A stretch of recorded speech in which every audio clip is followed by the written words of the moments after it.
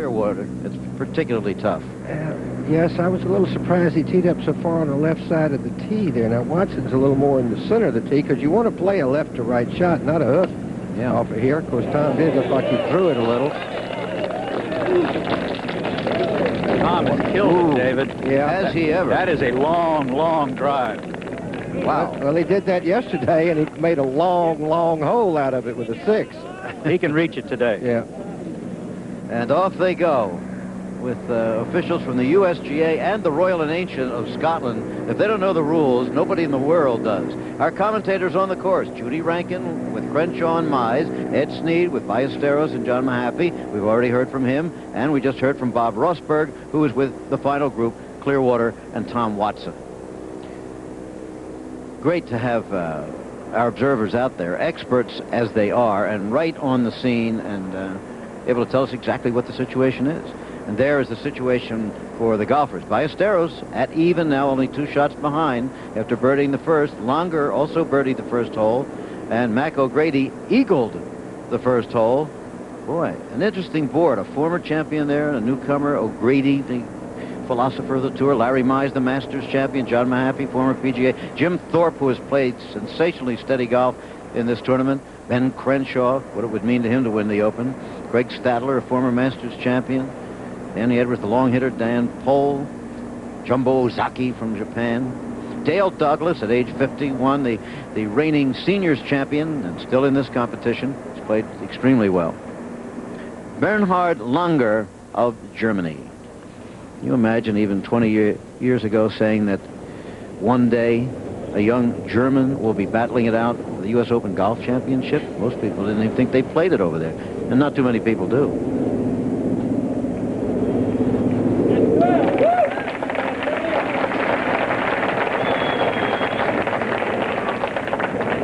On the 3rd hole, I assume for a par. Yes.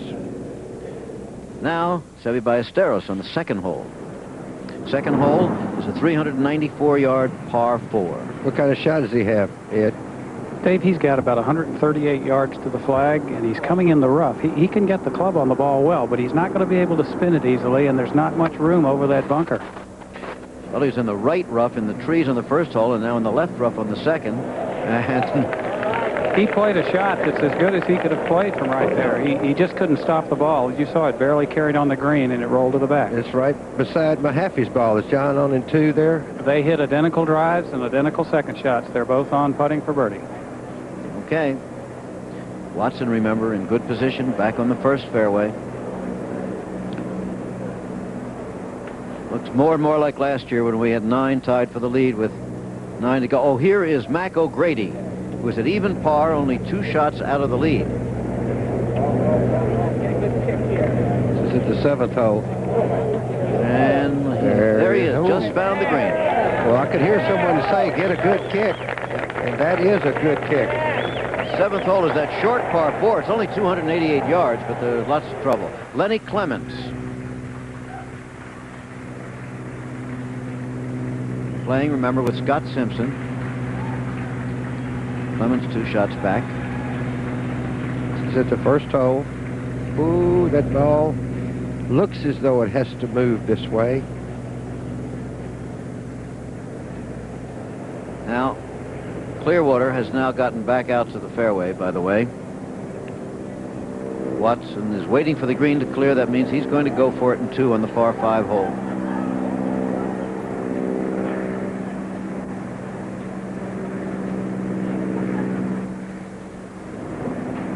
Scott Simpson putted just a few moments ago, and this is on tape.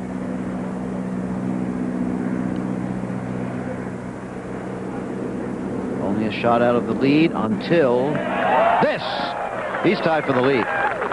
As I said, outwardly he looks very calm. When I said he's a calm player, I'm sure he's just as nervous as anyone else. Now Lenny Clements live. All right. Got his par.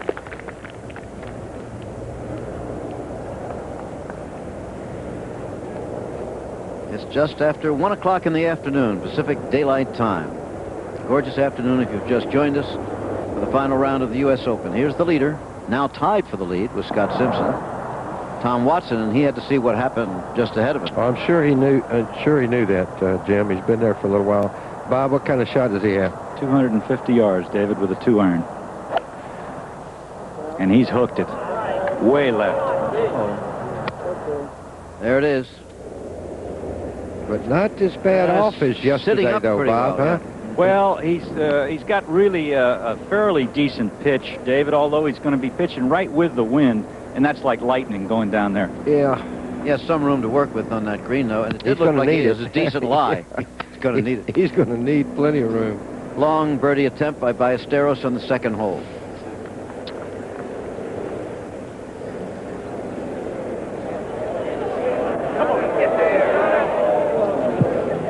He had the right line, just a little more speed. I thought he played his way out of this tournament on Friday after he said he didn't make any birdies and just... Now, O'Grady, who plays right-handed but putts left-handed. Okay. That for the par 4. He can also play the game completely left-handed. I understand he's a very good player left-handed. There was another professional, Johnny Bullock, could do the same thing, play either side very well. There are some people. Mac has very individual ideas. I believe he once said he'd like to be the first guy to win the Open once left-handed and once right-handed. Well, he's in the right spot to be an individual up here. That's right.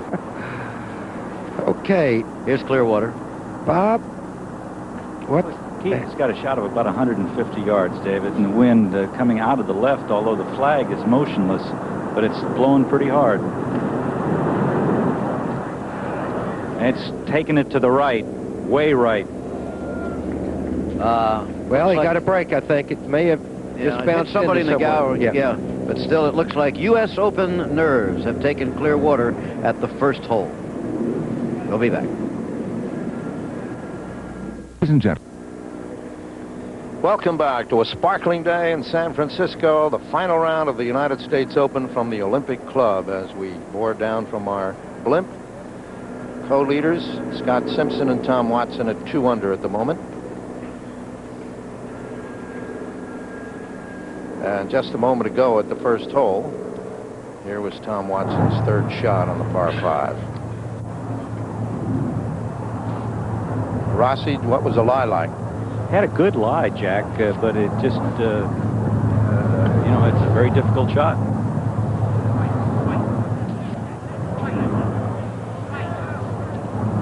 Oops. All right. Now, Scott Simpson on the second fairway. Co-leader.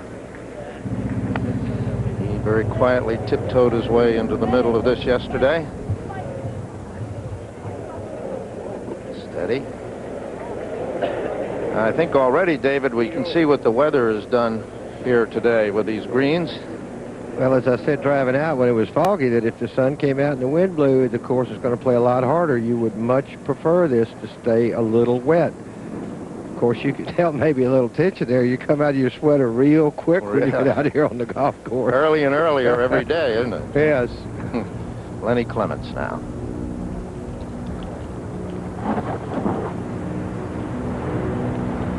Outstanding junior player here in the state when he was a youngster. Collector of golf clubs.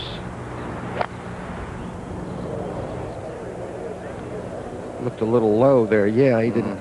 Well, that's what happens when you're in the rough, though, Jack. You cannot put the club on the ball as much as you need in a lot of shots. Now he's left himself a tough pitch over Very that bunker. nasty, yes. Look at that. With the pin over there on the right side. Now we're back at the first hole, Tom Watson. This is his fourth.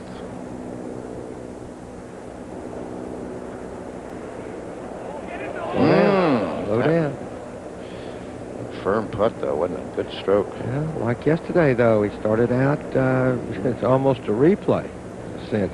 Three-putted the first hole for a bogey. Here is Mac O'Grady at the 8th tee. This is on videotape. He is even. Larry Mize has just gone to even. My goodness, we have about 15 people can win this. Par 3 uphill to the clubhouse, and the pin today very much in the front. Come back. Wonderful shot there. Wow. They're the kind you dream about.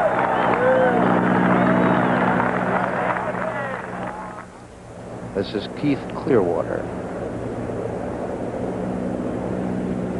And gets by with a par here at the first hole, despite the errant tee shot, and takes a little That's got to help him a lot, Jack. relief there. Yes, indeed. Bad Step him tee down. shot, bad third shot, and then I guess a marvelous chip to get up that close. Yeah. Yes, Keith. What a day for him to remember. And now Watson.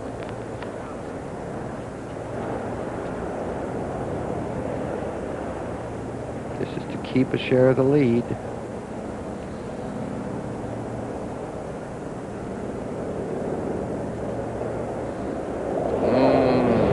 And just as he did yesterday at the very first hole. A Golf. bogey for Tom Watson. Golf can be cruel. I mean, if you took the 2 tee shots, you have to think that Watson's going to make 4 and Clemens is going to make, it's Clearwater's going to make a, that. A little shank there. I guess he was trying to cut that thing in there close, huh? Yeah, you shouldn't get too fancy at this part. Go ahead and make your bogey, or at least put it on the green. Now, that's really got to get your nerves jumping, especially for a man that has not been in this position before. All right. Lenny Clements in a little trouble here at the second hole. Tom Watson and Clearwater coming to the second hole. Let's listen to what Jack Nicklaus says about number 2. The second hole, 394-yard par 4. The fairway slopes from right to left. So I think a left to right tee shot with probably a 3-wood will put most of the fellows in the position they want to be. It'll leave them with a 4, 5, 6 iron to the green, to a green that is guarded with a bunker on the right and a bunker on the left. Good, solid par 4 hole. All right, here we are at the green. Scott Simpson.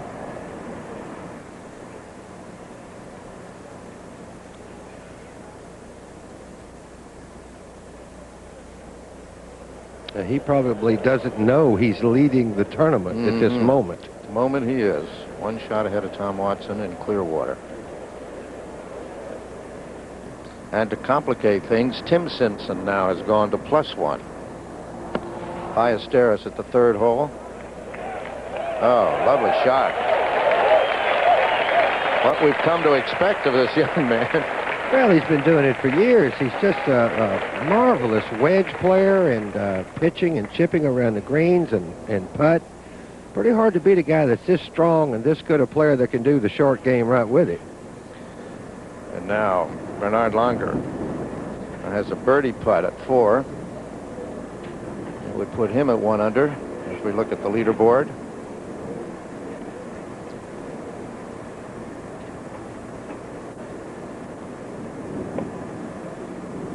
Well, I always wonder at what point does he go cross-handed and which. Now he's cross-handed. That's Mac O'Grady at the 8th hole on the right.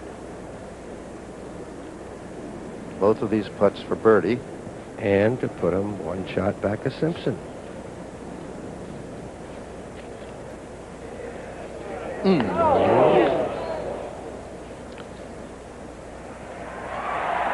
Longo will remain even.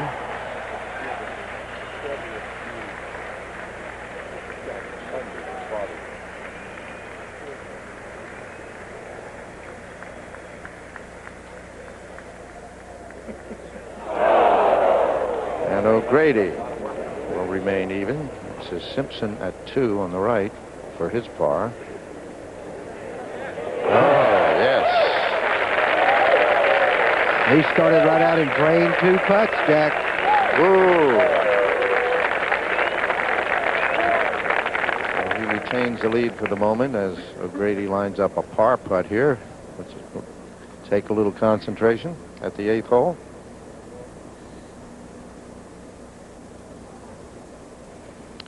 Longer made his par to stay even. Going now to the 5th tee.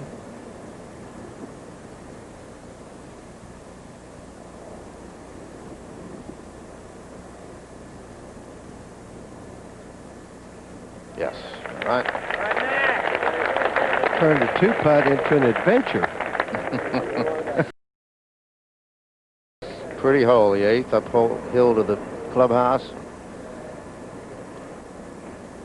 And now Lenny Clements for bogey at hole number 2.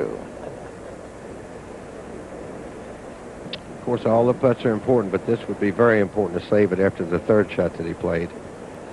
Yeah. All right, Lenny. So Lenny Clements goes to +1. 3 shots behind the leader. Ballesteros. Oh.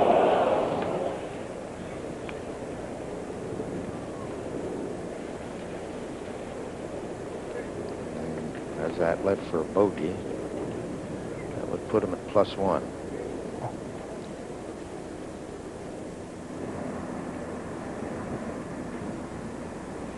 This is number 2 fairway, and let's get a report from Bob Rosberg. Well, he's hit it in the left-hand rough, Jack. He's 165, and I would think that he would try and bounce the ball into the left side of the green and just play for 4. I don't think he can shoot it right at the flag. Although he has. I was going to say, it looked like he started right at the right bunker. I think he either has to put it in the bunker, David, or knock it over the green out of that lie if he goes for the flag. The bunker is not a bad place, though. No. Remember Raymond last year at Shinnecock at 15. He put it deliberately in the bunker and then hold it. That's the only shot he had. That's right. Yes, he had at that moment. Well, I'd rather have that one myself than the one Lenny Clements hit there a few minutes ago. John Mahaffey playing with Ballesteros made his par at the 3rd hole. Stay at 1 over. Watson from 145 out of the short rough on the left. Now, he can't afford to shoot at it, right? Yes, he's got the kind of a lie he can.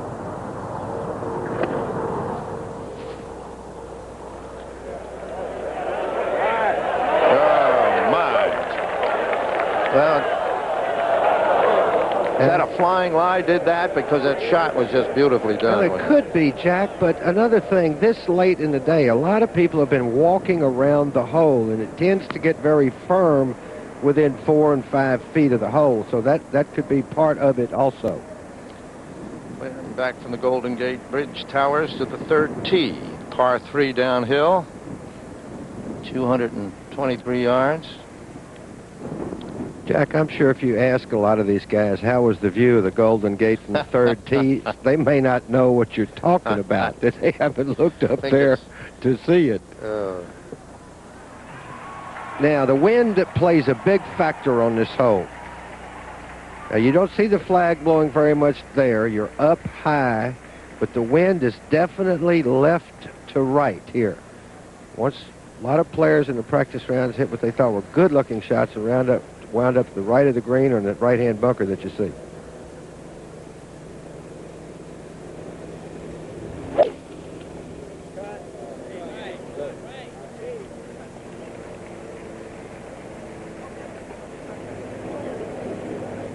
Left-hand bunker.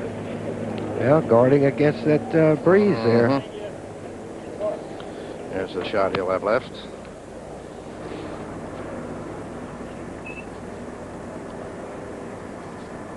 Lenny Clements.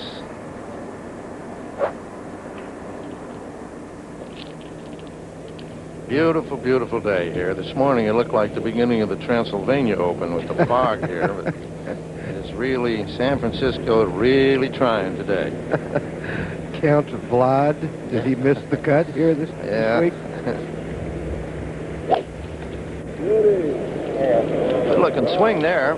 Oh, Lenny Clements has a good golf swing. Let's see what happens to the shot, though. And he caught, it looked like the right-hand bunker, and that's caught a lot of people this week, Jack. Yep. So Simpson in the left bunker, Clements in the right bunker at the 3rd hole. On this final round of the United States Open, which Scott Simpson at the moment leads by 1 shot from Tom Watson and Keith Clearwater. Tom Watson, we saw him put his second shot just through the back of the green here at the second, and believe it or not, his chip shot ran way past the hole here, so this is for a 4.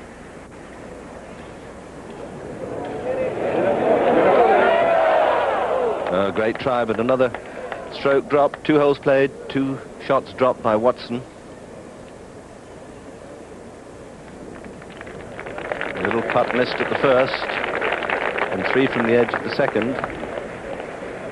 We were saying earlier how difficult it is to win, having not been in the winner's enclosure for a bit. Even though you've been a great player many times, it's still difficult. Here's Scott Simpson, now the championship leader at 2 under,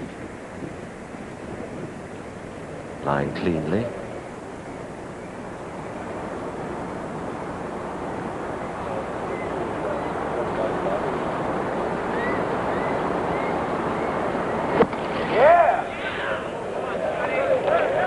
Could be very good. And it just didn't go up as much as it looked as if it could.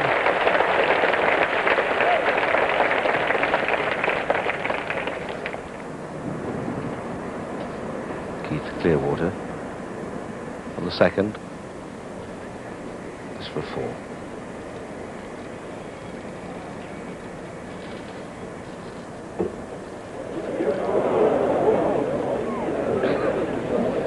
So a very tentative start. We were saying at the top of the show how nerves would play a big part today, and whether anyone from 4 or 5 strokes behind would make a great challenge, a great charge. So far, nothing's really bubbling up. We've had a 68 from Ken Green, 288. That's the best, more or less the best so far. Not much better than that.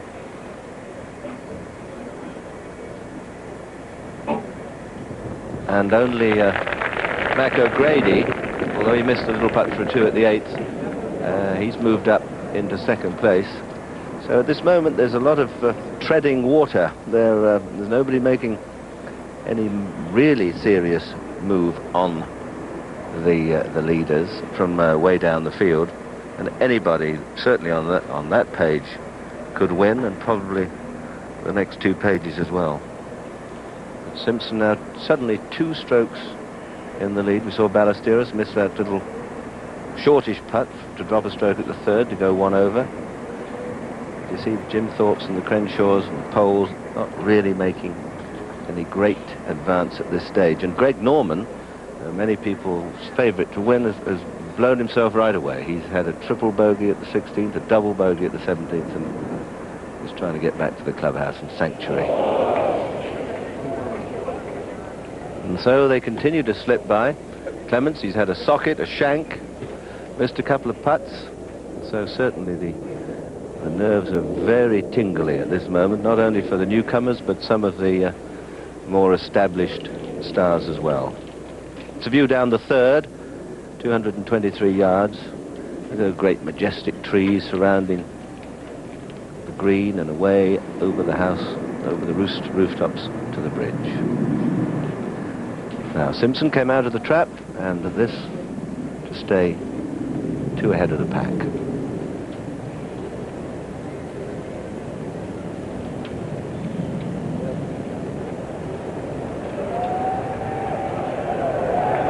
Oh, that was a good stroke. He drops 1. The green's very fast indeed. This is yesterday afternoon. It was a pretty nice. We had a few hours of sunshine.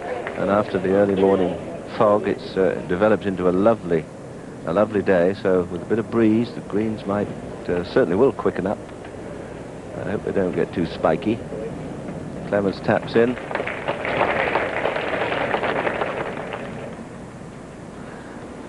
This is Langer at the 5th. His 3rd shot just left. You can see just short of the green, little chip and run.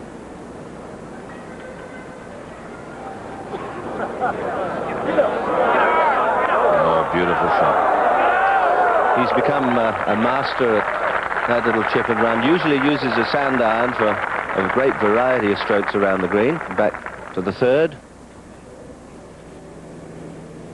Keith Clearwater.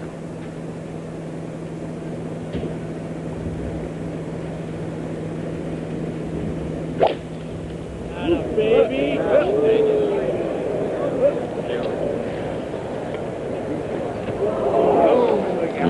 Wow, that's way to the right. Nothing more annoying too than getting cries of encouragement from the crowd, and you know full well you're missing the green on on totally the wrong side. That was a wild one, Bob. Yes, and he got a cruel break. He hit the one of the ladies volunteers that keep the score on the fly and came back into a very, very shaky lie and a lot tougher pitch than if it had gone into the crowd and stopped. Well, let's hope she's all right. She's okay. Watson, he needs to steady himself, my word. Got 2 strokes the first 2 holes.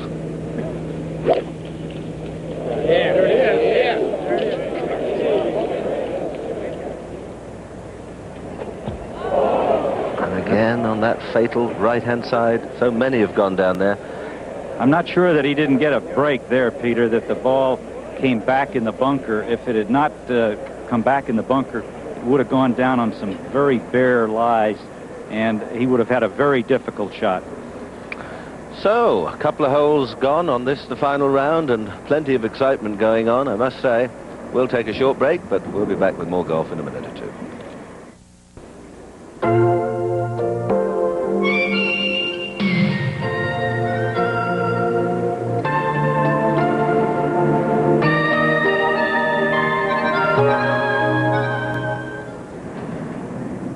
A little artistic return to the U.S. Open, courtesy of our director, Jim Jeanette.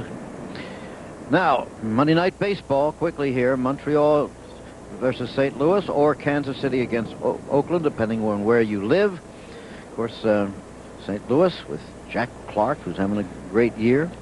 The Expos with Tim Raines. Now, here we have Tom Watson. Oh, nice shot. He needs a par to get going here. He bogeyed the first 2 holes. Was bunkered on this short par 3, the 3rd hole. Understand that Ben Hogan is probably watching the telecast today, Dave. He's been very ill, you know. He had an emergency appendectomy followed by pneumonia and had been in intensive care, but we're told he's been moved out of intensive care to his room, and we certainly hope he's watching today. I do, too, because he's been a big part of Open history, golf history, and, of course, here at the Olympic, that won't be forgotten for as long as people play golf, what happened here. Nor will he, and the things he did. Oh. He was the best I ever saw hitting a golf ball. Now, Clearwater, 3rd shot on the par 3. You know, he was way off to the right where the ball hit a spectator, did not hurt the spectator. Lady scorer, actually. And his 3rd shot, he's in that for the bogey 4. Scott Simpson is the leader. You see this happen a lot when a group plays bad together for some reason. Yep. You play sloppy, and that's the way both Keith and Tom have started here. And as you said, Tom does need a break. I mean, he just really messed up the first hole again for the 2nd day in a row after being able to reach it. And I don't know whether it was a bad lie or just a bad chip that caused this bogey at 2. Now, Mac O'Grady has been threatening to win something big for a couple of years now. Dropped the shot at the 9th. Here he is at the 10th. And a little long. 10th hole is a 422-yard par 4. Watson for the par. So every putt is important, but this could one really get him going here a little bit. It's about the length he missed at the first hole, the 3 putt.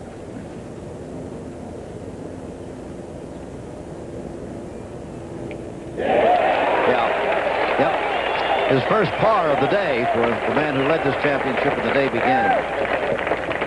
Watson, who went to Stanford University, has many rooters in the crowd. You can hear them. Now we go to Scott Simpson on the 4th hole, the leader in the championship, 438-yard par 4. Looks a little deep in there, too. This very elevated 2nd shot. We'll probably try to have to run this in there. Depending on the line now, it should jump. You hope it does. And he couldn't get still enough in the rough. Couldn't get enough on it, Jim. Yeah. Looks like it's sitting up nicer this time. It's you to get a look at it. But the leader again in trouble, and we've been saying that for 2 days now. Now Keith Clearwater for the bogey.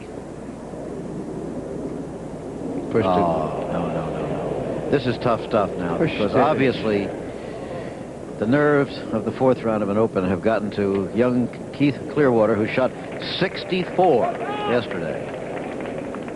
Now he's 3 over on par-3 hole. That's too bad. That's a tough way to start.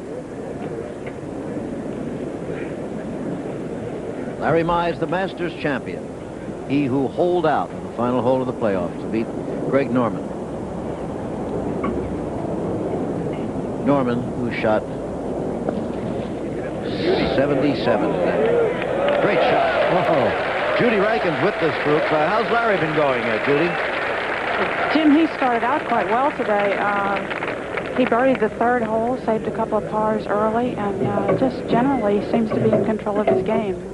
I spoke to him just a second before he started today, and I was very impressed by, even though it's a big tournament, he seems very happy and just sort of a happy mood to have a chance to try to win this.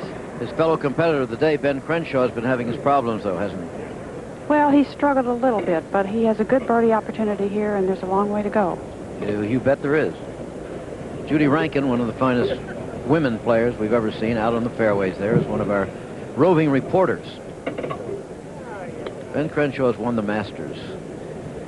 So he'd like to win all the majors. So is Larry Mize. Yeah. Recently, but they've played together all 4 days. Yeah. These two, just the way the pairings came up and the scores they shot. Well, I said at the beginning that the pairings can be important psychologically. I don't know whether you agree with that or not, but it would seem to me two guys like this who have played together a lot, been playing on the tour together many times and playing together for 4 days, might relax each other a little bit. Not only that, a player can be superstitious. I think you're right about that. You have good luck playing with so-and-so, or you play with another guy and it's bad luck, or you both play at about the same pace, so it's easy. You hate to play with a player that's either a lot slower or a lot faster than you are. In other words, there are guys, when you look at the pairings, you say, oh, not him again. Is that right? Well, him would be the nice way of saying it, yes. Anyhow, Benjamin, let's get going here.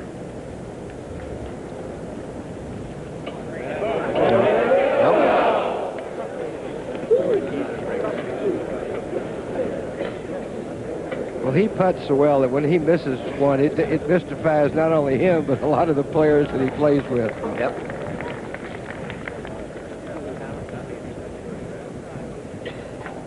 On tape now, we're going to look at Scott Simpson's third shot to the fourth hole. Remember, he was in the rough with his tee shot, stayed in the rough with the second shot. This was the third.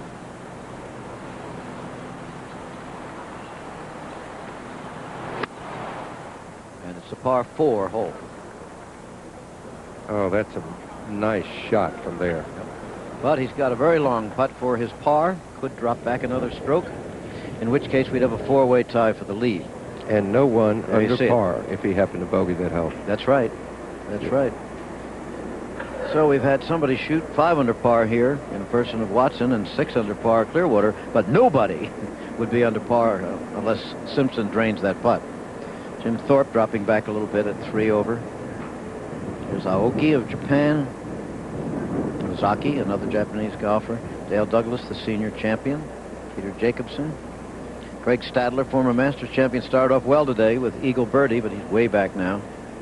Mark Calcavecchia, who played well in the Open last year. Also Hal Sutton, former PGA champion. Don Pooley, who won the Varden Trophy. John Cook, former amateur champion.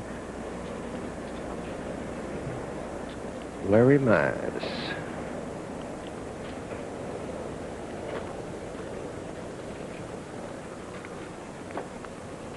Saves the par, and soon could be tied for the lead. He's at even. Young man who grew up in the Augusta, Georgia area and had the dream come true of winning the Masters at home. Now longer, he also even par for the championship. Only 2 par 5s in this golf course, many par 4s and difficult ones.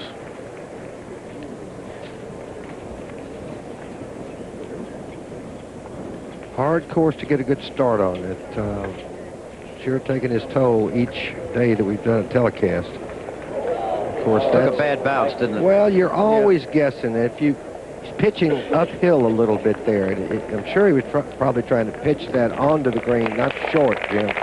And anytime you start trusting that the fairway is going to give you a straightaway kick. Now Scott Simpson with the putt that he needs to maintain the lead in the U.S. Open. This is for the par, remember. Tee shot in the rough, second shot in the rough, third shot to here. Good putt, but it'll be the bogey 5, and that drops him back into a tie for the lead with Bernhard Langer, Larry Mize, and guess who? Tom Watson.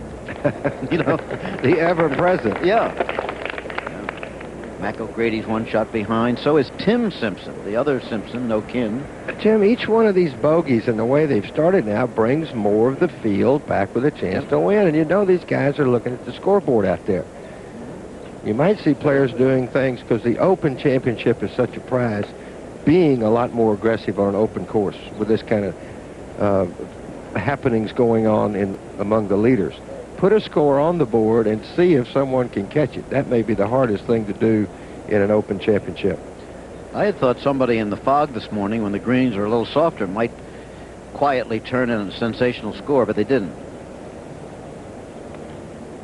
O'Grady parred the 10th hole, so he's still there, just a shot out of the lead.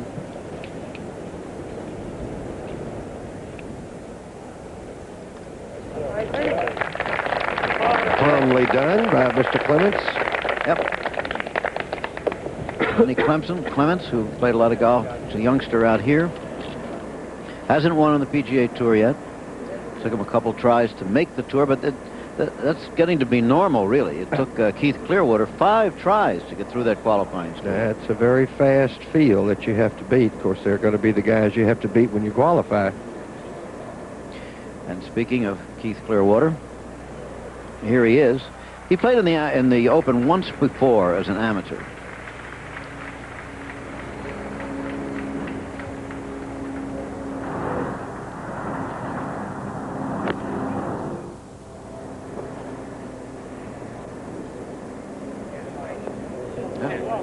Left side of the green and on through onto the second cut. He thought it was a pretty good shot, Jim. He's kind of got his hands up in the air asking the crowd where it was. He thought he was going to get some applause for that one. Huh. Tom Watson's hit a beautiful shot off the tee right in the middle of the fairways, 160 yards from the hole. Do you sense the tension in Keith Clearwater? I think it might be gone now. I think that after the last hole, Jim, that he realizes now he's just got to go out and play. Good. The nervousness of being close to the lead is gone. Good. Watson. Boy, here's a good-looking shot. Yes, it is. You would have thought that would have rolled more, Dave. Well, he had a shorter club than Clearwater for one thing, and he gets a lot of spin on the ball as Clements drives off. Somebody said perfect. Somebody said it. Let's see if it's true. And the spotter was waving straight ahead. So. At the 5th hole, yes, that is perfect. Fairway, oddly enough, for a dogleg left to right, the fairway slants from right to left, which makes it a little harder to keep the ball in the fairway. Okay, after a good start now, made 2 putts the first 2 holes in bogey 3 and bogey 4. Scott Simpson.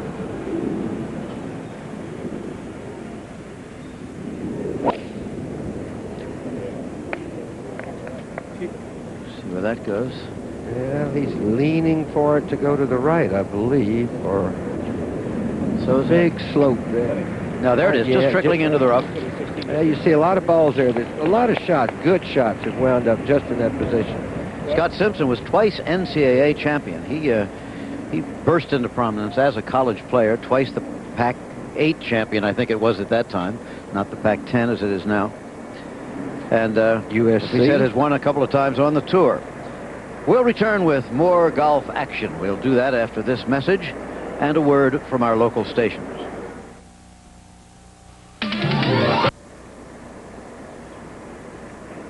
Well, nobody has a nicer job this beautiful day here in San Francisco than pilot John Creighton of the Goodyear Blimp Columbia from Los Angeles, California, from which these beautiful pictures are coming. It's equipped with that old Gyro Cam 360, and you know how hard they are to get.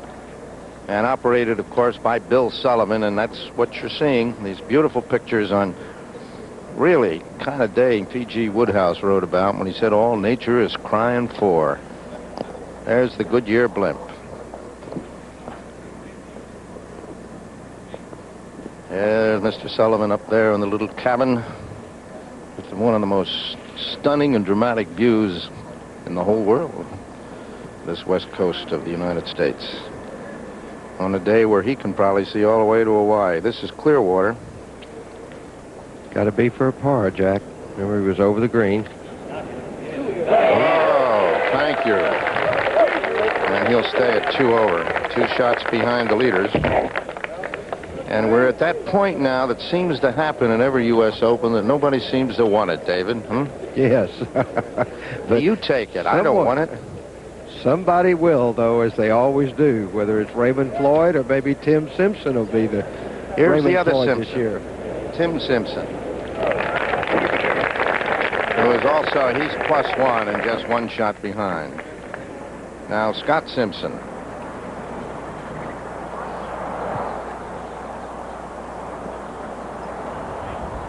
$200 yards back. On the left, first cut, rough. All right, he's on, and you see the wind picking up at this particular green as the flag is bending. Scott, one of 3 leaders at the moment at even par. Tom Watson and this young gentleman going for the slam. He's the Masters champion, Larry Mize. How far is that, Judy? Jackie's about 135 yards. I imagine a 9-iron. Should have been an 8, maybe, huh? Or is he maybe trying to bounce him on, though? The hole's playing straight downwind, and he obviously made a poor decision. He had driven the ball at the 300-yard mark, though. Okay, so seems to have his game in shape. ABC Sports presents Monday Sports Night with Al Trautwig as your host. It'll focus this week on longtime superstar and the NFL's all-time leading rusher, Sweetness, Balder Payton of the Chicago Bears, plus the political unrest in South Korea and how it may affect the 1988 Summer Olympics in Seoul. It all begins following Nightline Monday on ABC Sports. There we are, looking like the hills of Tuscany. San Francisco above the majestic cypress and pines of the Olympic Club, coming in here to the 18th green. 3-way tie at the moment. Larry Mize, Scott Simpson, Tom Watson. And then a whole gaggle at 1 shot behind them. Tom Watson.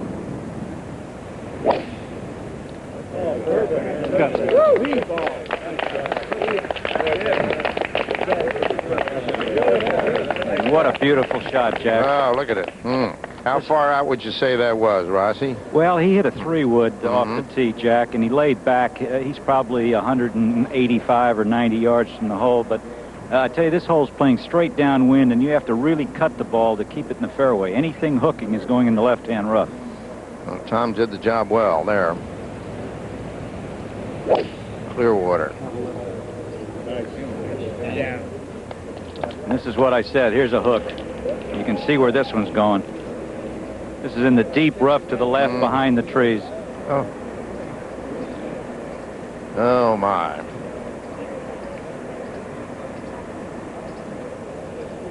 Now Larry Mize. He's up at the 6th hole. Jack, this is kind of tough because he had driven the ball so perfectly. With such a short iron, he really should have given himself a birdie opportunity. Now he's got to work to make a par.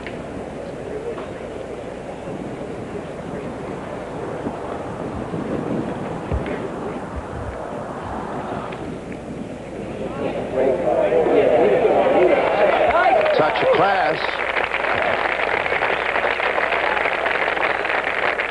Well, as you said, Judy, he seems to have his game under control, doesn't he? Well, I said he had to work to make a par. It doesn't look like he's working too hard, does it?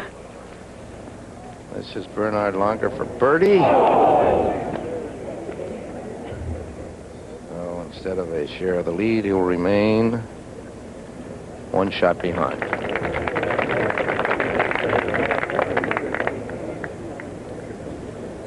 The 7th, a short par 3, or par 4. Only 288 yards, but it's been giving people some trouble. Scott Simpson.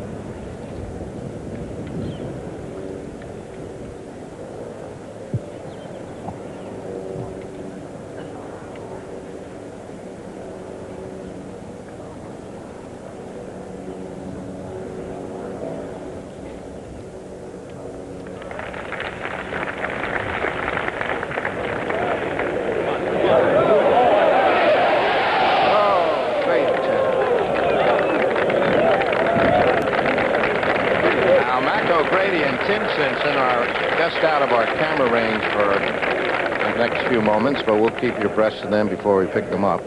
O'Grady at +1, just 1 shot behind. Tim Simpson +2, 2 shots behind. He's hit 5 good putts in a row there.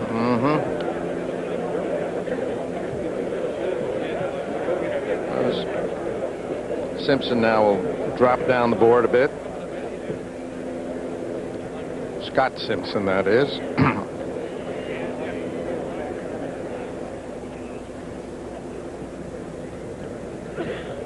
As nobody has broken out of the pack yet. This looks, David, again to be one of those tournaments where it'll begin on the final 9. Well, it's beginning. And it's hard. I told you riding out in the car, if the sun came out and the wind blew, the scores would go up. It's a lot harder golf course on what looks like a very nice day than if it were a little more overcast and cool, keeping the greens a little wetter, a little easier to putt, not quite as fast. Lenny Clements.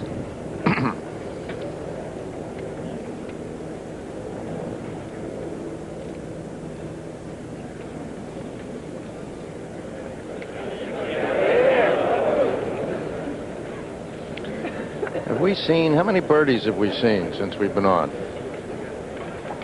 Well, we've seen not too many at my point. The first hole, right. Mize made a birdie. I don't think we saw that one. Well, there's not many birdies being made by the leaders. Just the first hole, right? That's the only one. Yes, it's the only one I remember.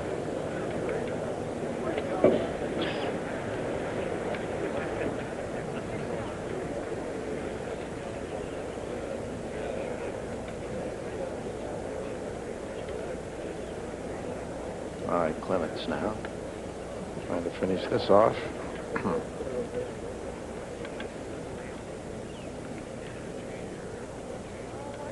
I wonder why he's taking such a long time on a short putt, Jack, but I think a lot of the players have gotten a little bit spooked by these greens, and you know, it's a little bit different course every day, and even though that looks like a very short putt, it's a hard one.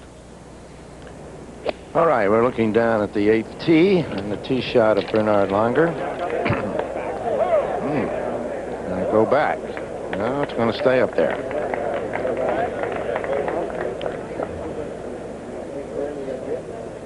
And Clemens, we understand, missed that putt.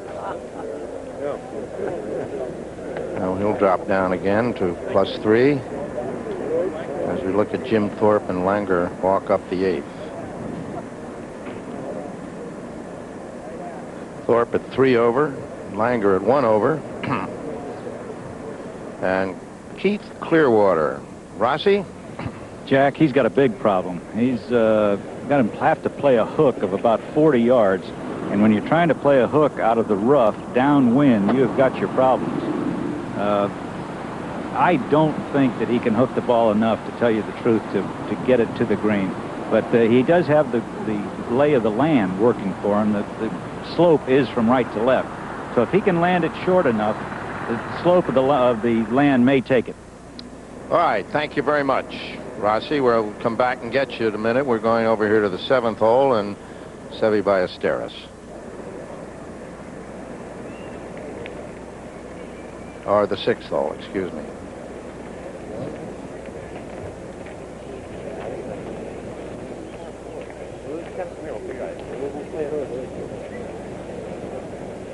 This young man not out of it yet by any means.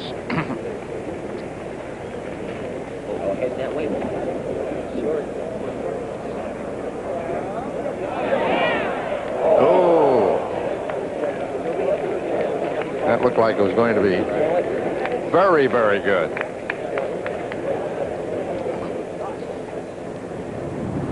All right, here's Tom Watson. Clearwater, I understand Rossi is just short of the green with that shot from the rough. Quite a bit short and to the right. Okay, and here's Watson's second shot. From 185 yards, and this may be a 7-iron. The wind is really howling behind him.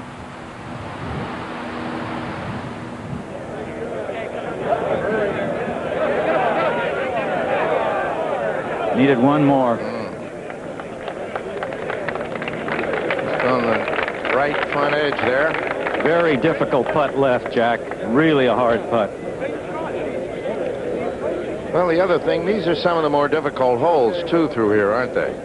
I think it's the toughest stretch of starting holes that I've seen in a long time. That you just can't describe how hard the 2 through 6 is. All right, so we look here at the whole course from the blimp. Looks like a table placementing, doesn't it? There, the 18th, you see the people up on the hillside by the clubhouse, and here we are as Jack Nicklaus comes to the final hole. He gave it a run for the first 2 rounds, but he's coming in here at 11 over. Playing with Mark Wiebe, co-leader yesterday.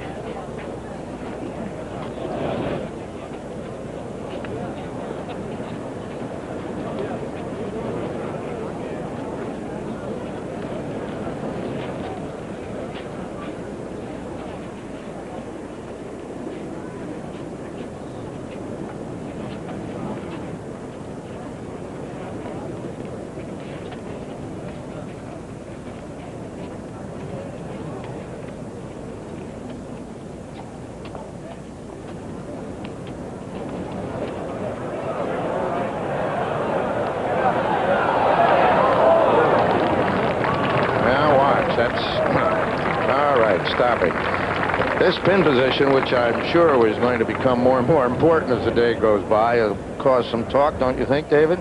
There is no doubt there will be some weeping and gnashing of teeth about where that pin is there. And as the day goes on and gets firmer and more walked on around there, they may think about putting a little water on this before the day finishes. Fine shot by Nicklaus. Here's Mark Wiebe.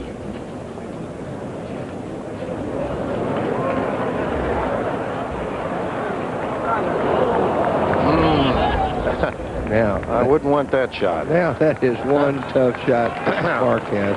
That is penance.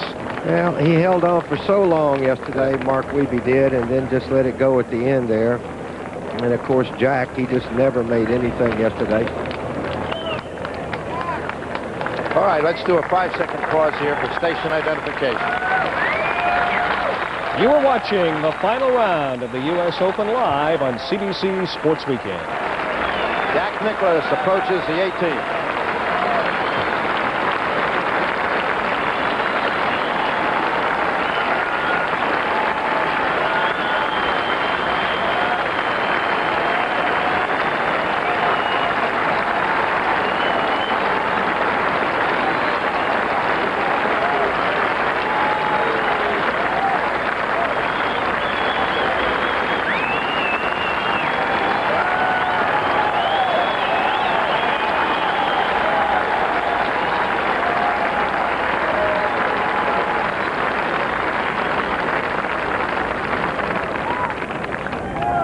Well, though he's out of this competition, he does tie a record as the most consecutive 72 holes in the United States Open. Has 2 of those records. Yes. Most Opens played and the 27 times he's played 72 holes. Now we're back to Tom Watson, co-leader at the moment.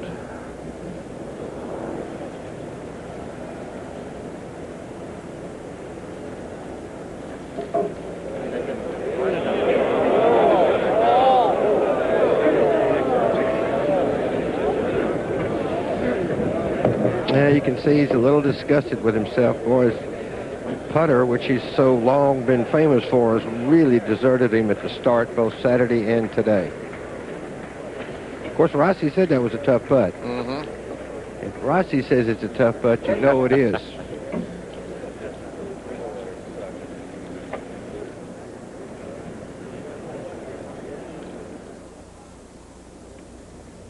Now at the triple-tiered 7th green. Larry Mize. Jack, I'm sorry to report that Larry missed that short putt for a par on the 6th green. He did. And he had a poor drive here, but really got lucky. The ball hit a tree and came back where he had a clear shot at the green, and now he has a makeable birdie putt. So he said yesterday, Jack, you know, when he finished playing in the interview, both he and Ben were just grinding. They weren't playing very well. It was just hanging together by their fingernails to put some kind of score on the board. We're back over at 18 now for Nicklaus.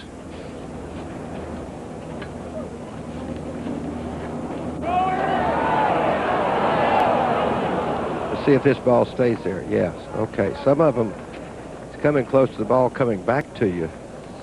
The big Fletcher trolley. Now Larry Mize at 7. Now you see the tier.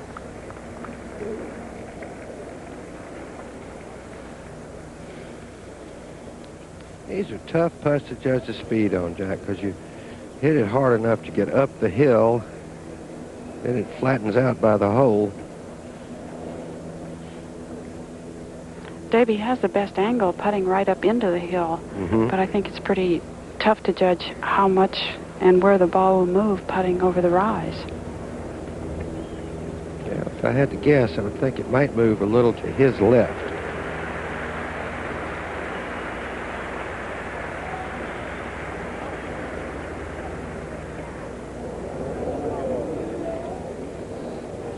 Didn't hit it. For a 288-yard hole, that 7 is plenty of golf hole. All right, we're going to Lenny Clements now. Ed Snead there. Yes, I am, Jack. He had about 180 yards. He's hit a pretty good shot out of the rough. He's just short of the green and not a bad place at all to leave it. Scott's driven it a little further. He's got about 175 yards. All right, we'll be back there, ready, as Nicklaus finishes with par.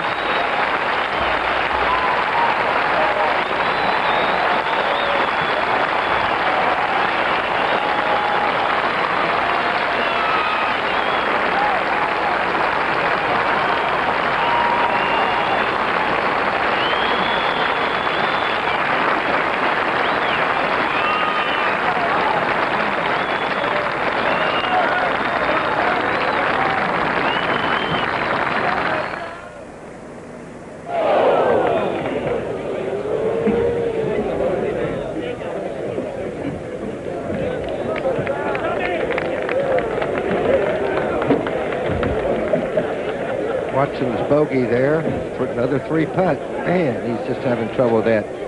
Mac O'Grady parred the 11th hole, and we're getting one of our cameras over there real quick to check on the man from outer space and see how he finishes this tournament.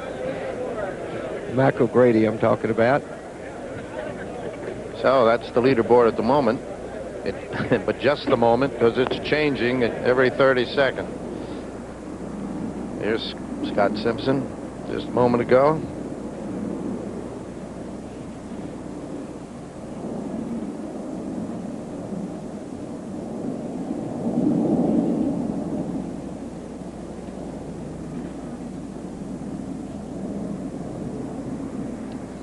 And like his playing partner Clements, he too is short of the green.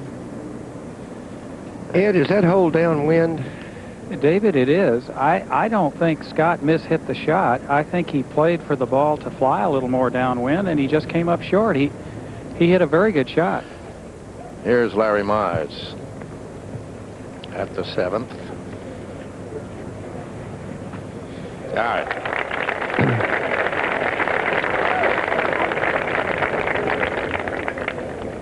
One shot off the lead as he moves to the par 3 8th tee. So, things still up in the air here in the final round of the 1987 United States Open, and we'll return for more in just a moment.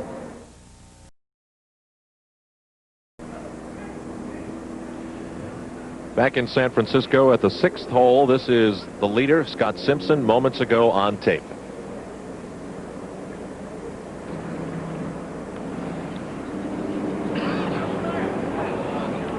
And he is struggling, Dave Marr.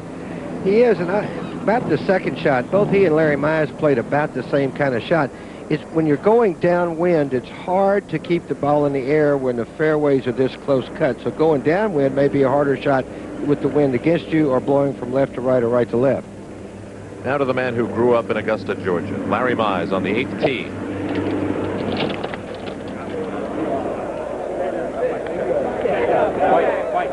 And that's a nice shot. It holds nicely. Larry Mize at 1 over par, which may be the leading score depending on what happens to Scott Simpson. We shall now see.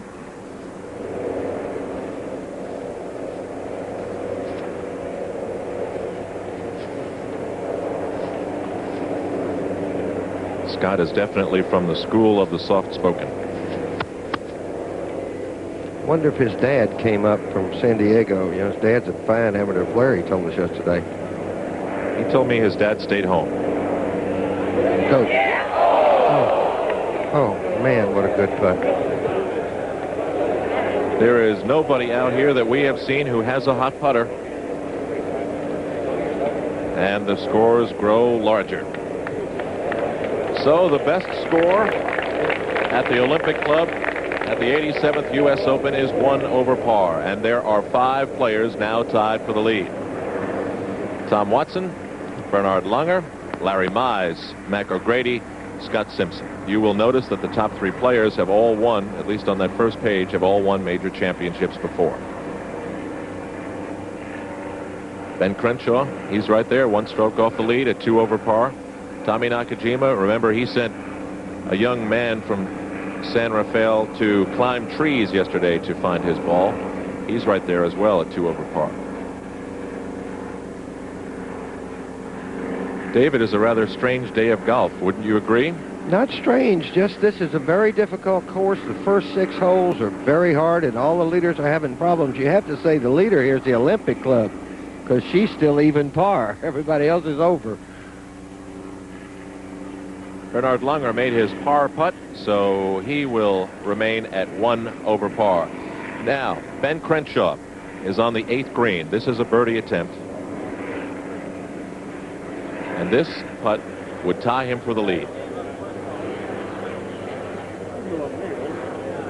Still using the old trusty putter he's had since he was a teenager. It's not so much that putter, it's that stroke that he has. But even he has been stuttering with the putter. And if you had 1 putt to make, Dave, for 1 championship on 1 day, wouldn't you give the ball to him? Well, no, I really wouldn't. I'd give it to Jack Nicklaus. He's made more of them for more meaningful things than anyone. But this wouldn't be a bad choice in case Jack wasn't there.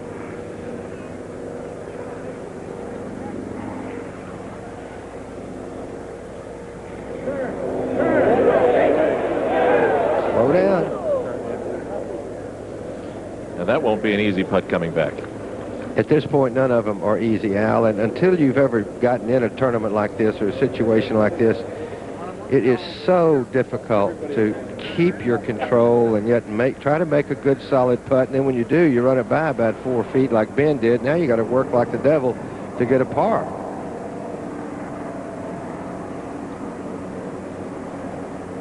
And how about this man? Nobody gave him much credit this week. Not a lot of notice. Well, of course, this man got a lot of notoriety. Seve Ballesteros birdies the 7th hole.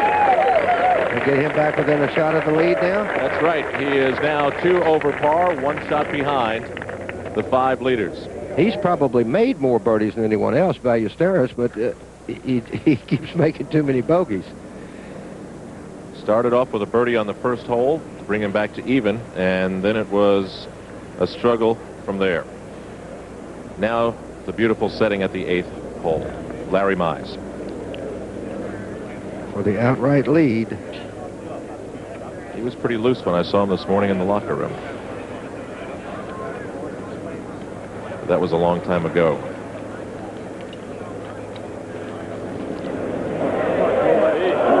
Hold it. Mac O'Grady, meanwhile, has parred the 13th hole. He will be coming within range of our cameras shortly. But he is playing a very, very consistent round and remains at 1 over. If Mac can get another birdie and put 280 on that scoreboard, that is going to be very hard from the way everyone else is doing right now to match. Ben Crenshaw lining up this putt that lies ahead of him to stay at 2 over par. Another thing, when you have a putt at a birdie like that, which at that time would have put Ben in a share of the lead, and if he happens to miss it, that really crushes your momentum and your confidence all at the same time. All right. Boy, ruins my weekends, I tell you. A sigh of relief until he gets to the 9th tee. Ben Crenshaw stays at 2 over par.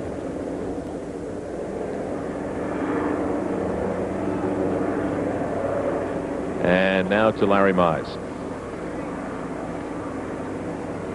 Some of the scores from some very famous players today, absolutely startling. To think that Greg Norman would finish up the U.S. Open at 12 over par, the defending champion Ray Floyd at 10 over par.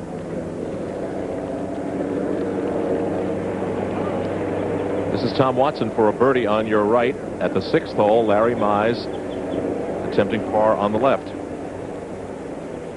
Watson at 1 over. And he cozies it up nicely. Larry Mize pars to stay tied for the lead at 1 over par through 8.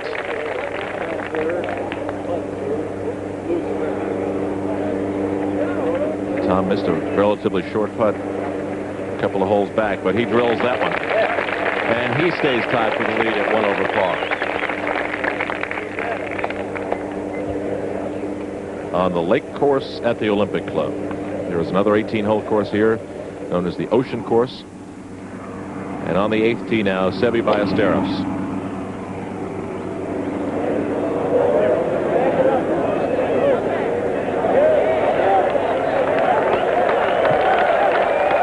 That rolls in beautifully.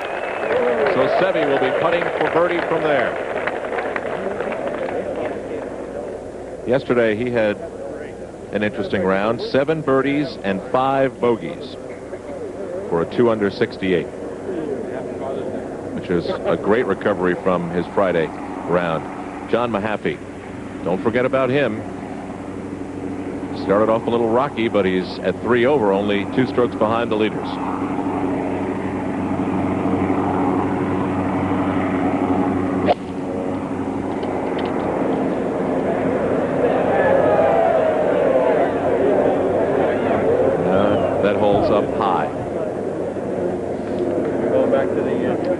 On the 10th fairway, Bernhard Langer, one of the leaders.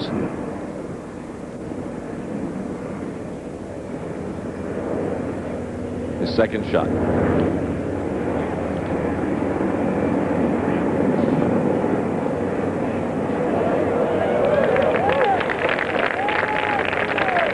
And he's on the green on this 422-yard par 4. He hits a lot of good shots, Al. He gives himself a chance for a lot of birdies there. He can putt bad and do what he did yesterday and still be in the tournament. We check in with Scott Simpson, who is 1 over par on the 7th fairway. Bob Rosberg, how did he get there? I'm not with Scott. Oh, I'm sorry. Ed Snead is out there. Ed, how did he get there?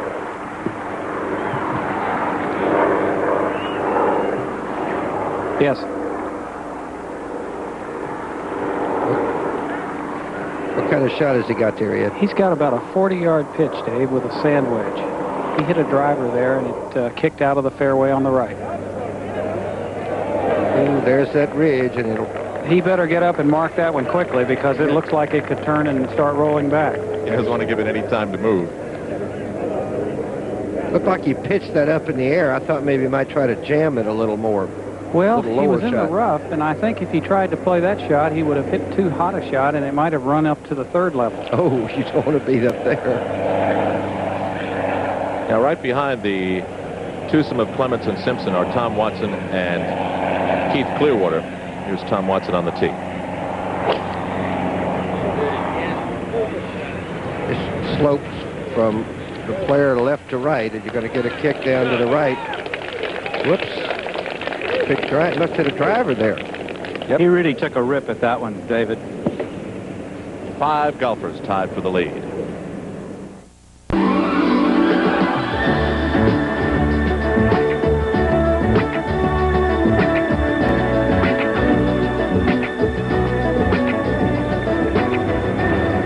Back at the U.S. Open, on tape, Scott Simpson putting for a birdie at the 7th hole.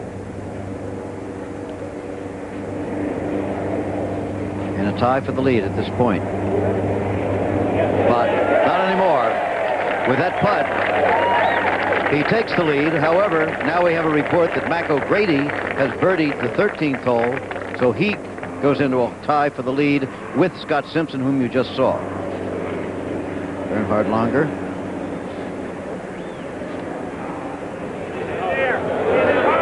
Well, it's his birdie attempt. He hit a very nice second shot there to give himself a chance.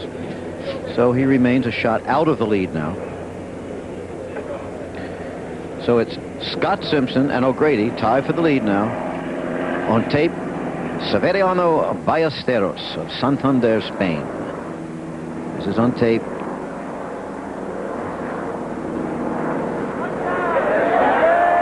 And he moves to within a shot of the lead. So get this in your mind now. Scott Simpson and O'Grady tie for the lead. One shot behind. Tom Watson, Langer, Mize, and Ballesteros. 2 shots behind Nakajima, Crenshaw, Curtis Strange, and then Jim Thorpe, another shot back. Whew, shades of Shinnecock. Shades of the U.S. Open, yeah, Jim. Yep. Well, this is the part of the course now. This opening 6 holes are very difficult, and now 7 and 8, you may be able to make a little hay, and there's Keith Clearwater at 7. It's his second shot. Look at that, coming There's back. that hill, right. Didn't make the slope. He thought it was going to run out of that rough, and it didn't. It really hit kind of soft.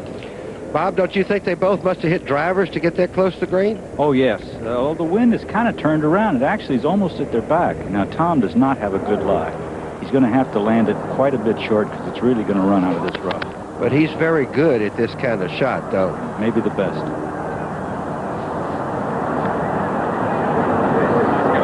Beautiful shot. Just a little strong, but a fine shot. Yeah. I'll take a little of that strong. I said a little. Watson looking for his second Open championship. On the 8th tee now. Shooting back to the clubhouse. It's a short par 3. Very simple looking hole. Pinned down front today.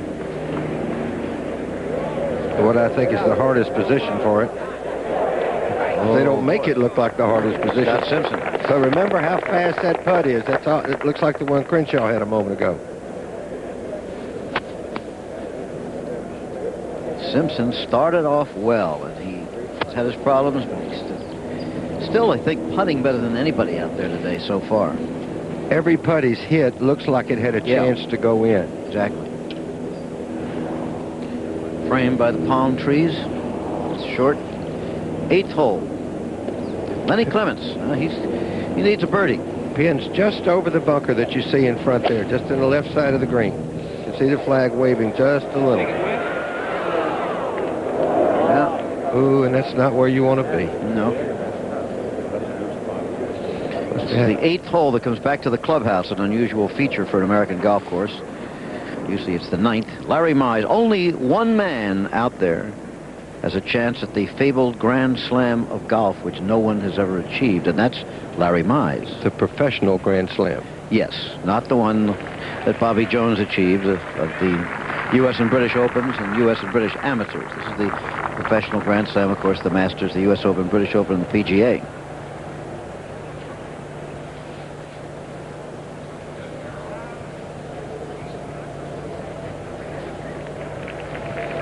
Should start breaking about now, just didn't get it up enough.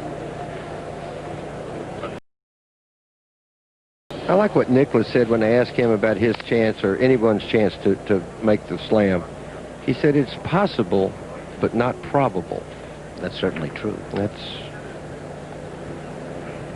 You think of all the attention you would get if you won the first 3. I mean, you would never have a moment's peace. Well, think how close, really, Greg Norman was to it last year. That's right. Leading going to the last day in the Masters and the U.S. Open, winning the British Open, and having the PGA snatched from him on the final shot by Bob Tway. Watson for the birdie, yes.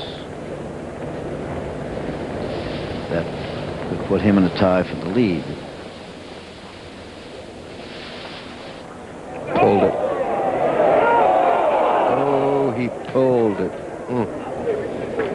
We now get a report that, remember, we don't have cameras at the 13th hole at the moment, and we had gotten a report that Mac O'Grady had birdied the 13th. We are now told he did not, in which case Scott Simpson leads by himself with O'Grady, Watson, Longer, Mize, and Ballesteros all 1 shot behind.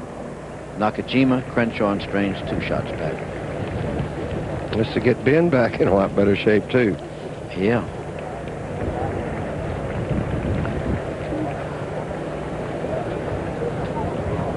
Oh. Yes. So pure.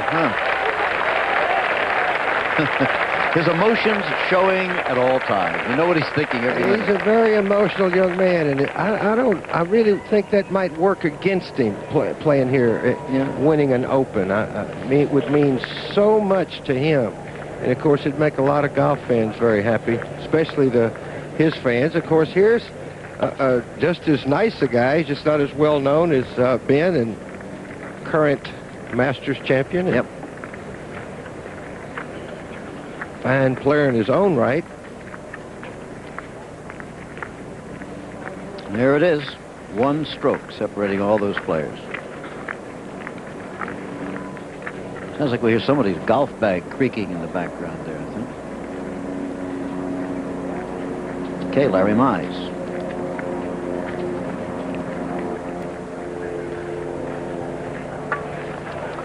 For the par. Okay. And he remains 1 shot out of it. You just can't be too careful. Look at him. You know, even those little ones that you might say, I'll give it to him. Listen, that's why they have to putt out here. Now the leader, putting for the birdie at the 8th hole, par 3, remember. Now, this is about the same putt that Crenshaw had.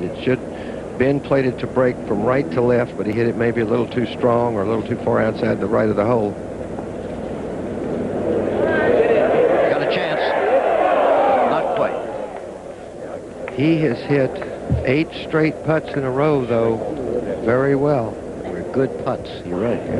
Longer at the 11th fairway, the 11th 430-yard par 4. Boy, he sure had the line, but long. Again, maybe a little bit of a bad break there, Jim, because at this time of day now, with the sun and the wind and the players walking around the hole, the closer you land it to the hole, the more firm that surface is. Sun and the wind drying out the greens, which already were plenty fast enough. Now Simpson for his par to retain the lead, and he does. Greens getting faster and faster. Ballesteros at the 9th hole, 2nd shot on the 433-yard hole. Oh, what a shot. What a shot. And the man from Santander has given himself another opportunity. Such a strong-looking player when he plays. I mean, he's a lot bigger, thicker than you think when you see him in person. Ben Crenshaw on the 10th tee, 422-yard par 4. Lots of these long par 4s, remember, at Olympic. Good shot, Ben. Good shot, my man. And it is a good shot. Hang on now. Spectators really like to identify with these guys, don't they? So, good shot, my man. Well, Peter said it a little while ago. I mean, you get the ball in the air and they say good shot. You're not looking at whether it's hooking or slicing or something, or you're trying to get in a particular side of the fairway. Now, this is an interesting shot, Dave, from straight overhead, super slow motion. Okay, and this is what I've wanted to see. You might take a look here if I get this little telestrator to work. Watch Ben's head and see if it stays behind the ball. Now, you'll see that the players do move their head back. All right, the part coming down now, if you make a good swing, he will not go past that line. Yes. That's a very, very good. I love that camera thing, and I want to thank Jim Jeanette for that, or whoever it is, because that, sorry, Mr. Terry Jestro claims credit for that. And Mike Friedman on the camera. Anyway, that was a fascinating thing. But see, when people say keep your head still, that is not true. You keep it behind the ball. Watson.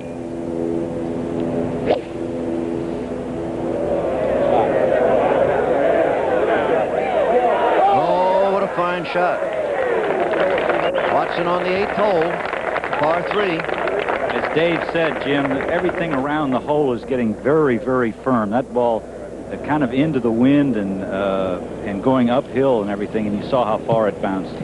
I've seen Longer hit about 2 shots so far in that one there, Bob. It didn't land 4 feet from the hole. Longer shot at 11, which was a fine iron shot he played in there. Now Keith Clearwater, who is 3 over par now, and as badly as he played in the early holes, he's still not out of it. 3 shots behind. It's a little long, I think. Yeah, not so bad, Bob, but it wasn't not long. bad, but you know, you don't leave yourself a good birdie opportunity that far away. Tom, these are the holes you got to jump on, 7 and 8. And the leaders still have that long back 9 to go. Now we've found a camera that can see Mac O'Grady at the 15th hole. There's a handheld camera that ran over there. We have to assume that was a birdie attempt. We don't know if it was.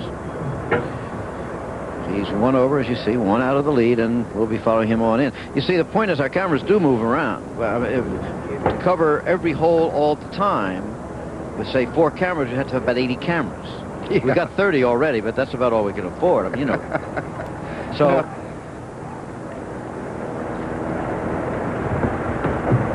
Now, what about Tommy Nakajima? Nakajima, 2 over par for this championship. 2 out of the lead and putting for a par on the 15th hole, 15th being a par 3. And if you didn't watch yesterday, he got an awful break at the last hole when his ball stayed in a tree and he had to go back and play it as a lost ball and finish with a double bogey at the last hole. If he should happen to finish 2 shots out, he might gnaw that tree down tonight. Right. In other words, if were it not for the penalty, he'd be tied for the lead right now. That's right. Well, a lot of ifs, right? In this game, above all.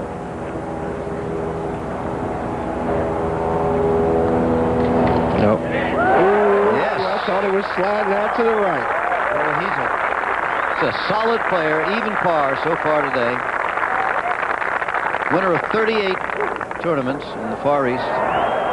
Mac O'Grady, who has toured the Far East and every other place in the world, whom it took 17 tries to get through the PGA qualifying score. 17 tries. He tried the first time in 71. Well, and even a name change, because I think his real name is Phil McGlynno. That's right. But there was a man who was like a father to him. His name was Bob McClelland, I believe. That's where the middle name comes from, and O'Grady was his mother's maiden name. And there... Oh, my goodness. Mac. Bogey for Mac O'Grady. Come on, bud. Drops him 2 out. Well, he has a lot of friends up here. If he can make a birdie, or Nakajima, either one, get in with 281, that's going to be hard for some of these guys to beat that. This is where it's going to end at 18. Just to put that in your mind right now. 10th fairway on tape, Larry Mize. 1 shot out. It's a beautiful par 4, slight dog leg to the right. Oh, look at this. Look at this. What a shot. Marvelous shot by Larry Mize. And that putt could tie him for the lead. Also on tape, Ben Crenshaw. Second shot, same hole, of course.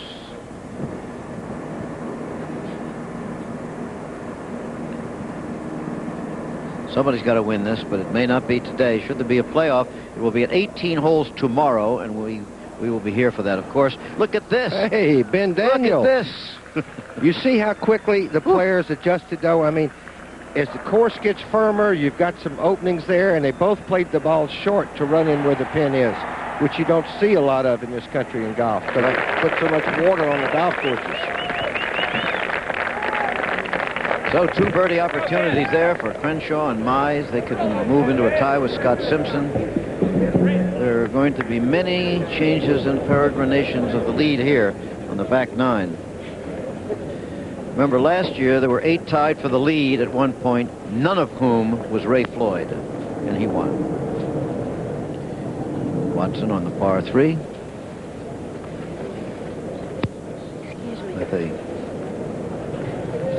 interesting putt. They all seem to be interesting here, and the faster the greens get, the more interesting.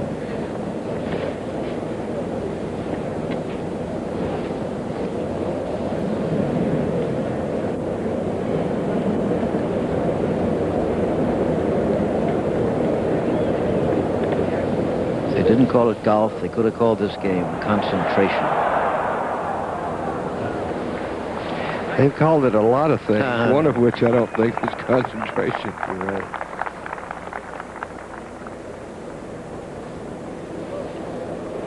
Said, that was an interesting putt. And look out. Tom Watson may be on the prowl again. The same as yesterday. Started off very, very shaky, steadied a bit, and now may be ready to be aggressive. That moves him back into a tie for the lead with Scott Simpson. At age 37, Watson looking for his second Open title.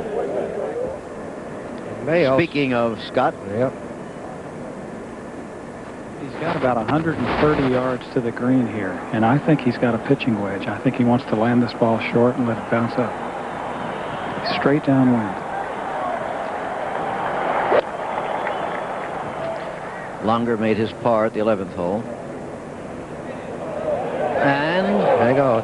He carried on the front of the green there, and I think he had to hit short. Yeah, and he went over anyway, Eddie. So those of you watching at home, if you ever get to play in Scotland, you're going to have to learn to play shots like they're playing now, where you hit in front and run up. On tape, Larry Mize for a birdie, and he's got it. And a tie for the lead. Three-way tie for the lead. Scott Simpson, Tom Watson, and Larry Mize, the Masters champion. Live, Ben Crenshaw for the birdie that could tie him for the lead. Anybody ever say that golf wasn't an action game? Oh, man, it gets so excruciating now. Make that a four-way tie for the lead. Scott Simpson, Tom Watson, Larry Mize, Ben Crenshaw. Whew. Well, get yourself some refreshments and comfortable chairs, because we're going to be here for a while. It may be tough. Ladies and Welcome back to the United States Open final round. Here's the leaderboard at the moment. Tom Watson, Ben Crenshaw, Larry Mize, and Scott Simpson. One shot behind by Asteris and Langer. And then Nakajima and O'Grady and Curtis Strange, 2 shots. Still anybody's tournament to claim. And this being Father's Day, there are quite a few fathers out there playing in this tournament. Tell me, David, why do they make Father's Day the longest day of the year? Because I guess that's a good day to hit Dad up for a loan or anything like that. Say Happy Father's Day, but can I have you do something for me? It's also the first day of summer, and summer has come here to the San Francisco area as we look at Mac O'Grady, who put his tee shot in the trees and has come out to this point. At the long par 5-16. He'll do well to get this on the green, and that looked like a shank.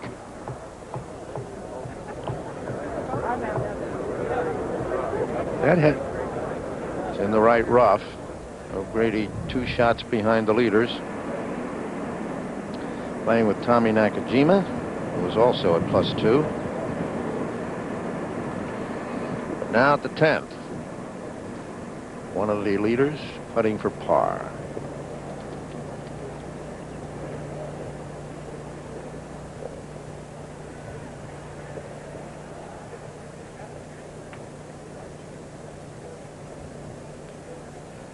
These are tough putts, Jack, to try to have to make a par on. He's had quite a few of these today. Oh, and he seems to have handled all of them, hasn't he, Ed? Well, yeah, Scott's that kind of a player at times. He's very steady. I don't think you're going to see him get rattled today. He has really kept us cool. Now we have Ben Crenshaw, one of the leaders. Jackie's about 190 yards to the hole, and he really has a bad lie in the rough. All right, Judy. His only hope is to try to run the ball in, and I'm not sure he can put it on the green. Left. Yeah. You know, he does that to me so much. I pull for him so hard. It gets me watching his TV and pulling for him.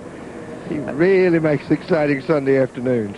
Oh, yeah, that's a tough place he is, too, isn't it? With that pin where it is. Looks impossible.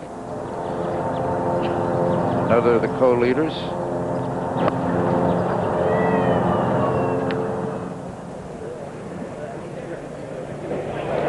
There again, the example of the bump and run. Comes down to rest nicely for Tom. But not only that, Jack, he maybe take somewhat of a gamble at 7 and use a driver there and make a birdie and then birdie 8. I mean, he's the kind of player that you know, feeds on that. He's not worried so much and not letting it bother him maybe as much as some of the other guys who haven't won a major tournament yet. Now Ballesteros, one shot behind the leaders, and here is a birdie attempt for him that would let him join that club at the moment, but it's not very realistic, is it? Just get 2 putts here and go, you know, take your chance on somewhere else. Don't believe all that never up, never in jazz. You just make a 4 here and wait for a better opportunity to be aggressive. Well, the roar of the crowd here backs him off a moment. That's very near 15 green. Something could have happened over at 15, Jack. Maybe a good shot. It's at par 3, that short par 3. Now he has to gather himself again, Well, he may not have ever really been ready, because this kind of putt, you would really like to be like in bridge. You'd like to pass. But you must play.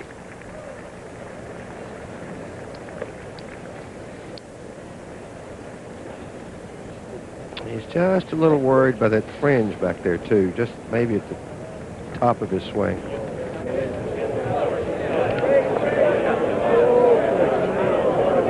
Perfect speed. Not bad. Not bad at all. Now for the continuing adventures here, Ben Crenshaw. Oh, what a wicked shot this is. Any chance, Judy?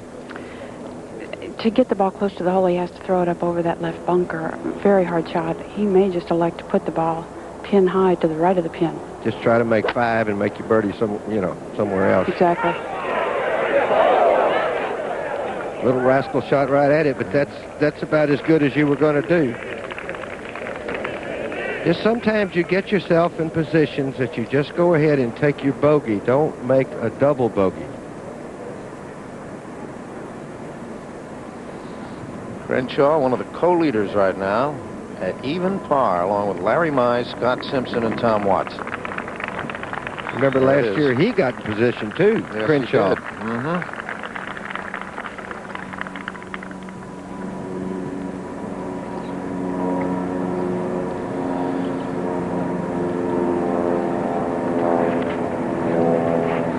They are closely bunched.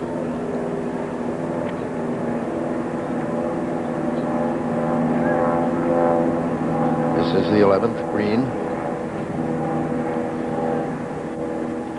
Now Nakajima at the 16th green. That has to be at least his 4th shot. This is the long par 5. And there he is. And coming up to this green and stopping. It looked like it might want to go through the green. That's 12. Bernard Langer, 3rd shot at 12. Par 4. And now Ballesteros. And par safely gotten. He remains at 1 over.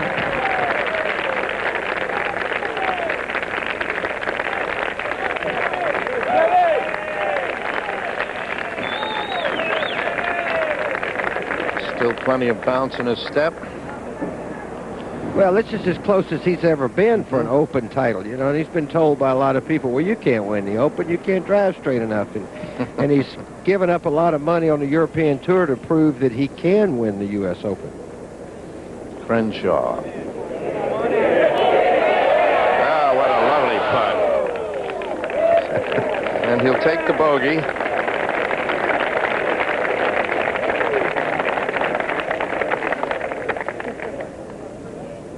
Said, I'll wait, I'll mark. Well, the bogey started, though, Jack, when you drive the ball in the rough.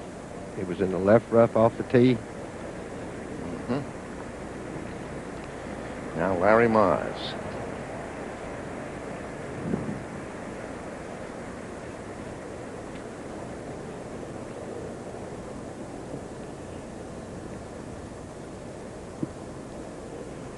Masters champion.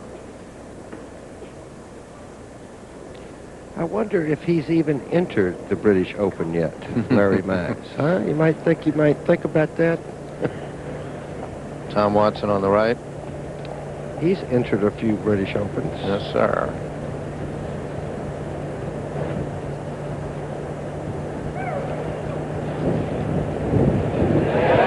Oh, Tom Watson.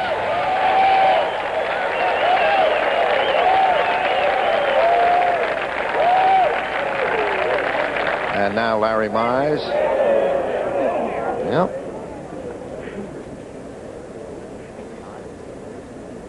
So Watson moves out of the pack to lead by himself at the moment.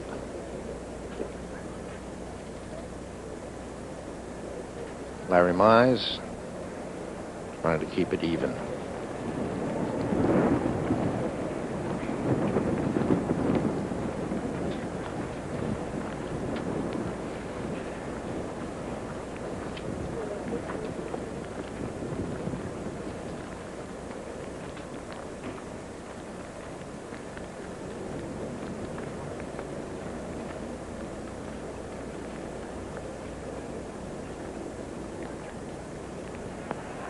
Oh, all right. Right at the back of the cup.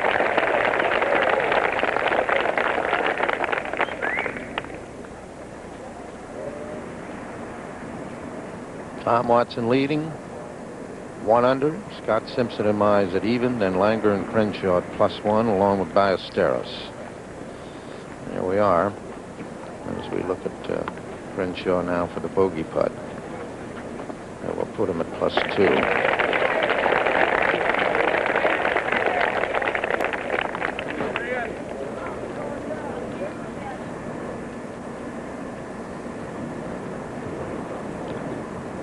All right, this is videotape.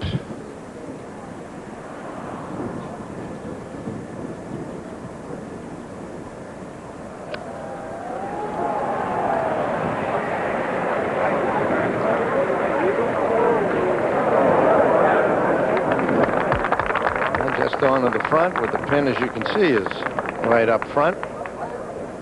And we move to 12 now for Langer, going for a par. So he'll drop a stroke here. So at the moment, we have leading this United States Open Championship in the final round, Tom Watson at 1 under par. Reminder here that ABC Sports presents the heavyweight showdowns, Michael Spinks against Jerry Cooney and Mike Tyson versus Pinklin Thomas on Friday night for the first time on television. I'll be around for that, 9:30 Eastern and Pacific, 8:30 Central. And now, once again, our British colleague and Mr. Ryder Cup, Peter Allen. Thank you. Thank you, Jack. Well, here's Ballesteros. This was on videotape. His second to the 11th hole. 430 yards. Simpson's dropped a stroke, so he's gone back one. Seve likes a look at this. And, well, the crowd do too. That's a beautiful shot on this 430-yard, difficult 11th hole. As Dave Marr was saying, this is the closest that Seve has been. He had a poor second round yesterday. Well, he dropped 2 strokes in the last 3 holes yesterday. And here's another European, Langer, 13th, 2 over par. Come back. Doesn't want to drift it down the right. And it stays in the shadows there, just by the corner of that bunker. Not in the sand, but it's left him an awkward little chip from that, just on the very edge of the shadows there. Langer and Ballesteros, of course, along with Sandy Lal, will be spearheading the European Ryder Cup team, which will be played at the superb Jack Nicklaus course, Muirfield Village, in September, the last week in September, which you'll be able to see on ABC television. But now to our leader, Tom Watson, who got off to a miserable start today, as indeed he did yesterday, and he's really shown us the old form and the cool head. He has, of course, been in this position many times before, but a number of years, 3 or 4 years since he's really challenged, particularly for an event as prestigious as this.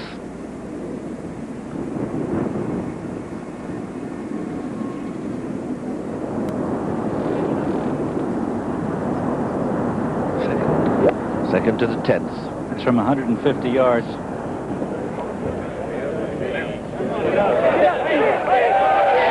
Great shot. And he's beginning to look better and better. Peter, he's driving the ball so well. He really is driven beautifully today. He's only missed one fairway, and that was the second hole, just barely off the edge there. You can almost feel the confidence beginning to surge through his veins again, Bob. You know, watching as I've seen him win, well, all his British Opens, and it just seemed to go from strength to strength. Wonderful to see him in this form, but of course there's a long way to go yet. Here's Larry Mize, who's in second place, the Masters champion. And, well, there are one or two tiptoeing along quietly who could cause some surprises. The leader still is Dan Pohl at 284. That's 4 over par. And he's going to be in for a very nice check indeed at the end of this day. And anyone, they say, around about 280, 279, 281 is certainly going to be in with a big shout. That's why Nakajima and that little putt that O'Grady missed at the 15th will be very costly. Judy, what's this looking like? Larry's in the left rough. He's got a shot of about 165 yards, and there's a pretty strong left to right wind. This hole has been almost a birdie hole throughout the week, but today it's playing pretty hard and pretty long. So Mize. Larry Mize just one behind, tied with Scott Simpson.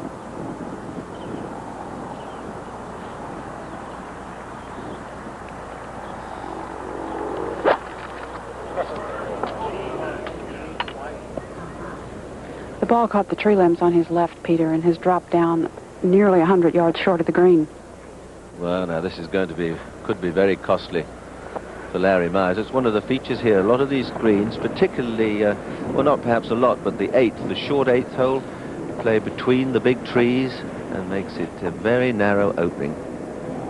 This is Ballesteros. 11th green after that beautiful second shot. This for a birdie, this to take him to level par.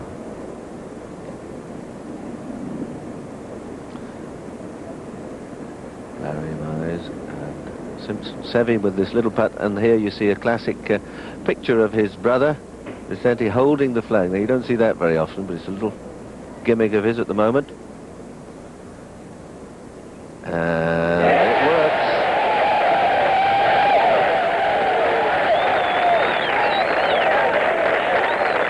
And the fact that Seve might be just a hole or two ahead of Tom Watson could make a big difference, providing he keeps going. That's why I thought if Mac O'Grady or Nakajima or somebody got a good score in early, so 4, 5, 6 strokes ahead, that's a tremendous advantage, having played those difficult holes. The others coming up behind still have them to do, and every time the couple move off the green, there's another couple of sets of spike marks around the hole. Larry Mize, Judy? Peter, he's a little bit less than 100 yards. Should be able to hit a full sandwich. I think being able to hit a full shot might help him to get the ball closer to the hole. Well, you can see he's got a clear view of the flag. He doesn't have to come in over any bunkers. It's just a question of whether he can get the club cleanly onto the ball, pitch it short and let it come up. Yes, he does. That's worked out very well for him. Very well indeed.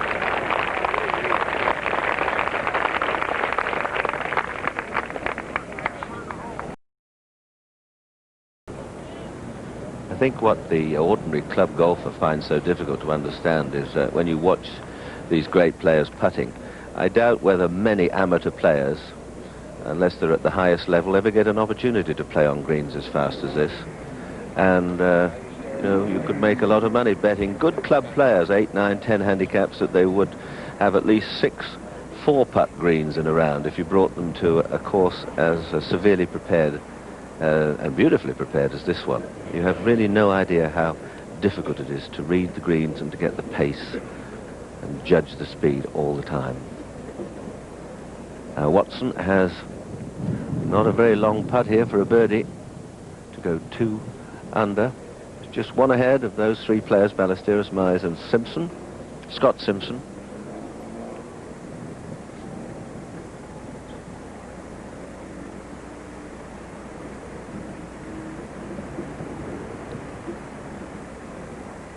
What a beautiful view that is of putter and ball.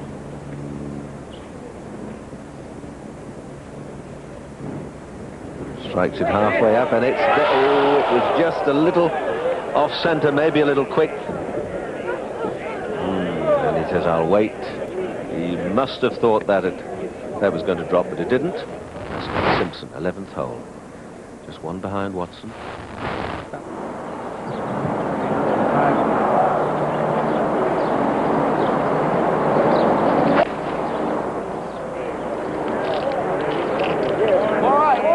Certainly looked like someone who pushed it wide, and that was an edgy one. The club head was way late coming in, open blade. He's in the right bunker. Yeah, lying all right though, Ed. I think what club would he have been playing there, Ed? He was playing a 5-iron, I think. He came up short, so he might have switched to a 6, but he had a 5 out at first. Playing conditions, Ed?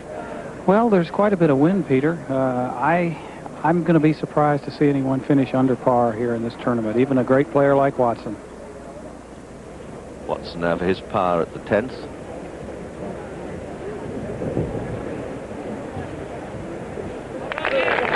Stays 1 under.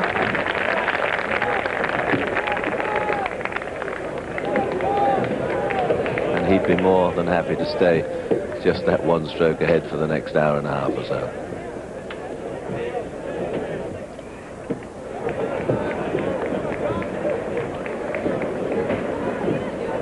Watson playing with Clearwater, Keith Clearwater, who's 3 over par.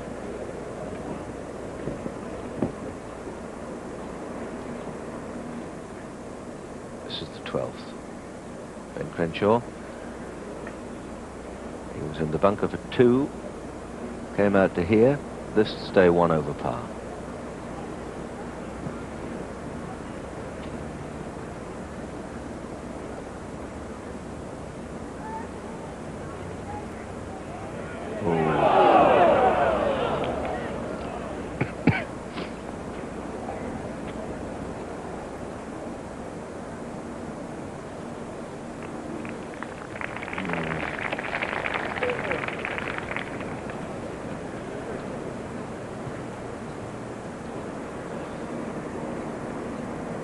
The 11th, 430 yards. So there's 3 bunkers up by the green.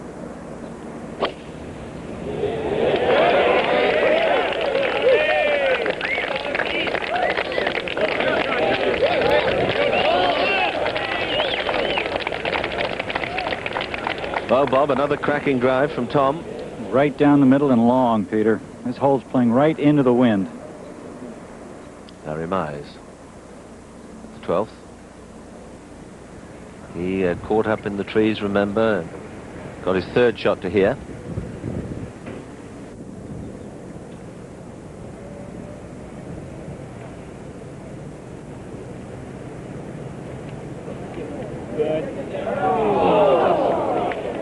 Stroke gone.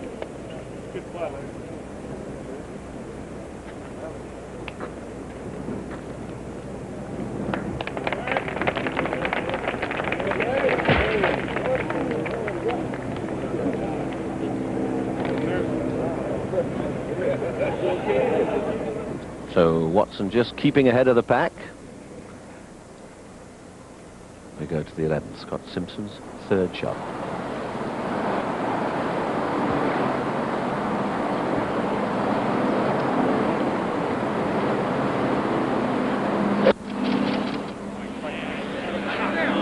Oh, hit the top of the flag.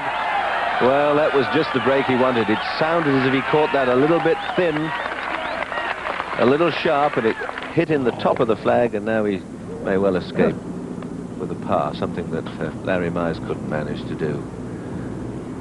Now they stand high up on the tee at 13th, looking down through the trees. Where's the wind here, Judy? Peter, the wind's right to left and maybe helping them a little bit. The hole's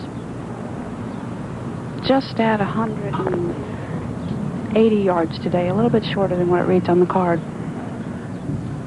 The bunker that you see in front of the green is about 10 paces from the green. It's really not in play as much as it might look like.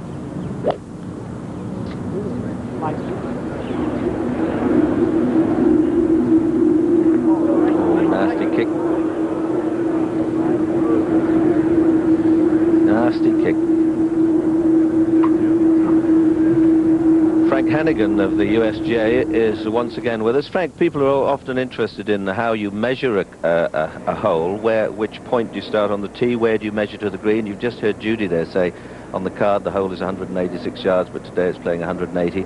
How is that all worked out for?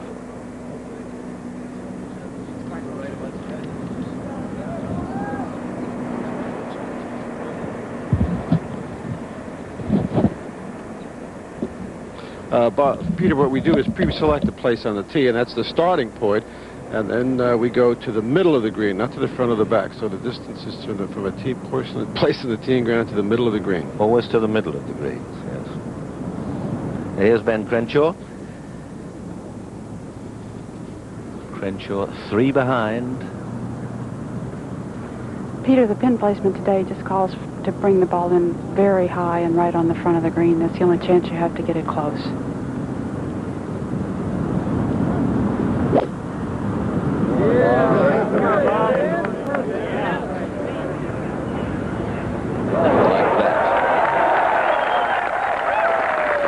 Exactly like that.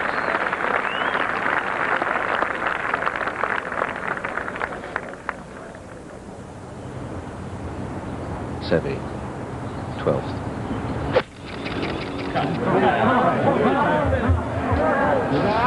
Fired, and he's come out and across the fairway.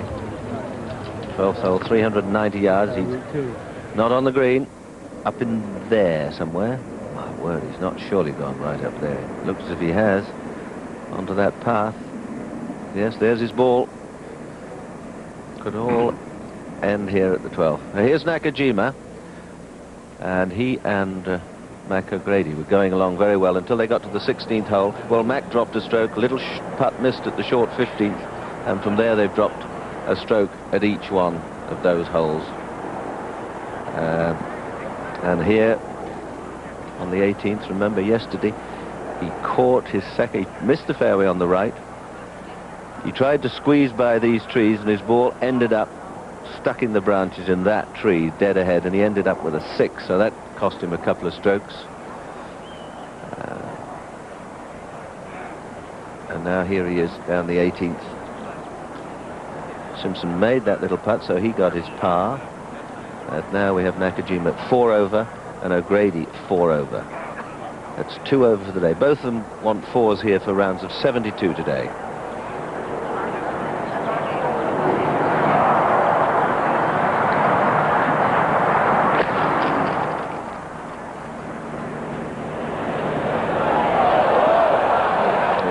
Could be very good. Oh, it's left him a very testy one now. That's very fast in the back of the green. Back out to Watson at the 11th. Tom's 180 yards with the wind sort of against, more against than anything. Probably a 5-iron that he's going to hit hard.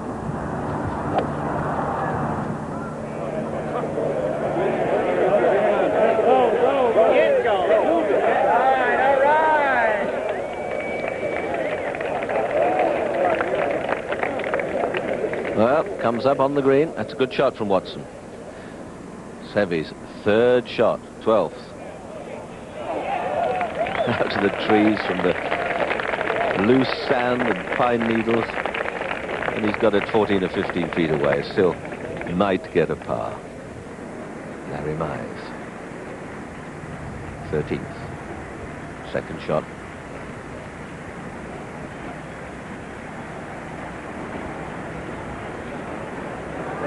Played it well, but look, rolls on and on.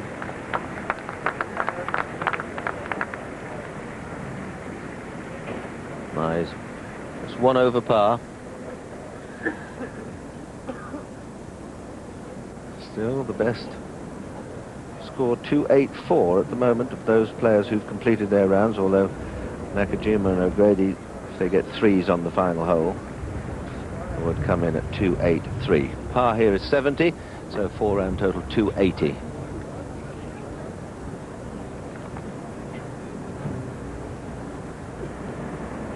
Jim Thorpe is 4 over. Langer 2 over. Curtis Strange 2 over. Dale Douglas, the senior champion, 7 over. 5 over today, 7 over for the championship. Good playing indeed.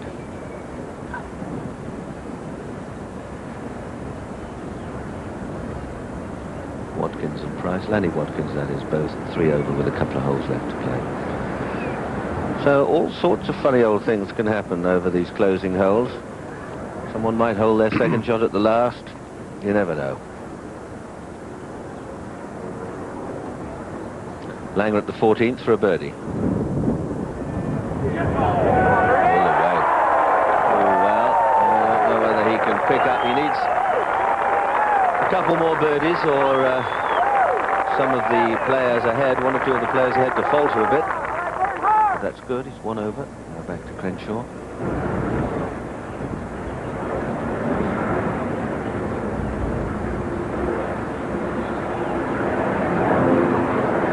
For a 2. Oh, it was quick down there, but not as fast as that. Seve Ballesteros at the 12th. This for a par. What a par it would be if this goes in.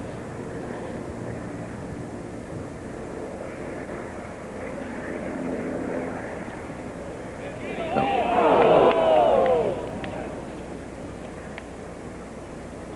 So he's certainly going to drop 1 stroke.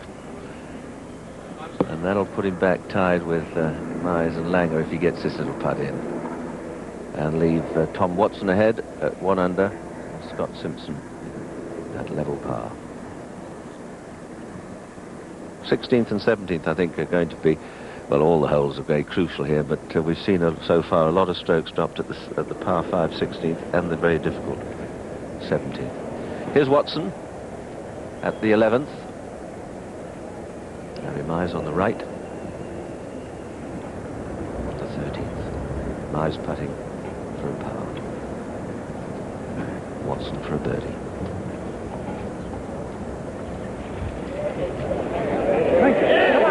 Oh, unlucky. Unlucky.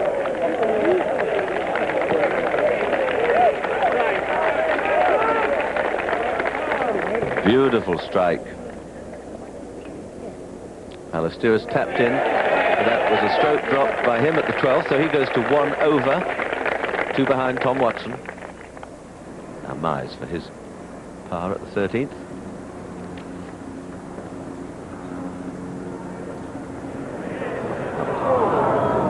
So he drops a stroke, so everyone doing their best to help Tom along.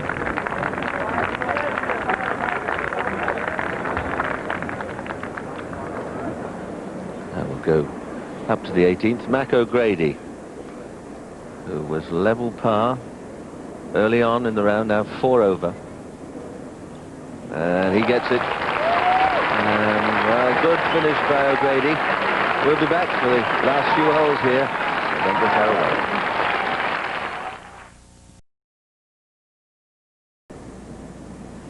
As we approach the closing holes, here is how they stand. Tom Watson by 1 over Scott Simpson, by 2 over Seve Ballesteros of Spain and Bernhard Langer of Germany, by 3 over Ben Crenshaw, well, of Texas, and Larry Mize, the Masters champion.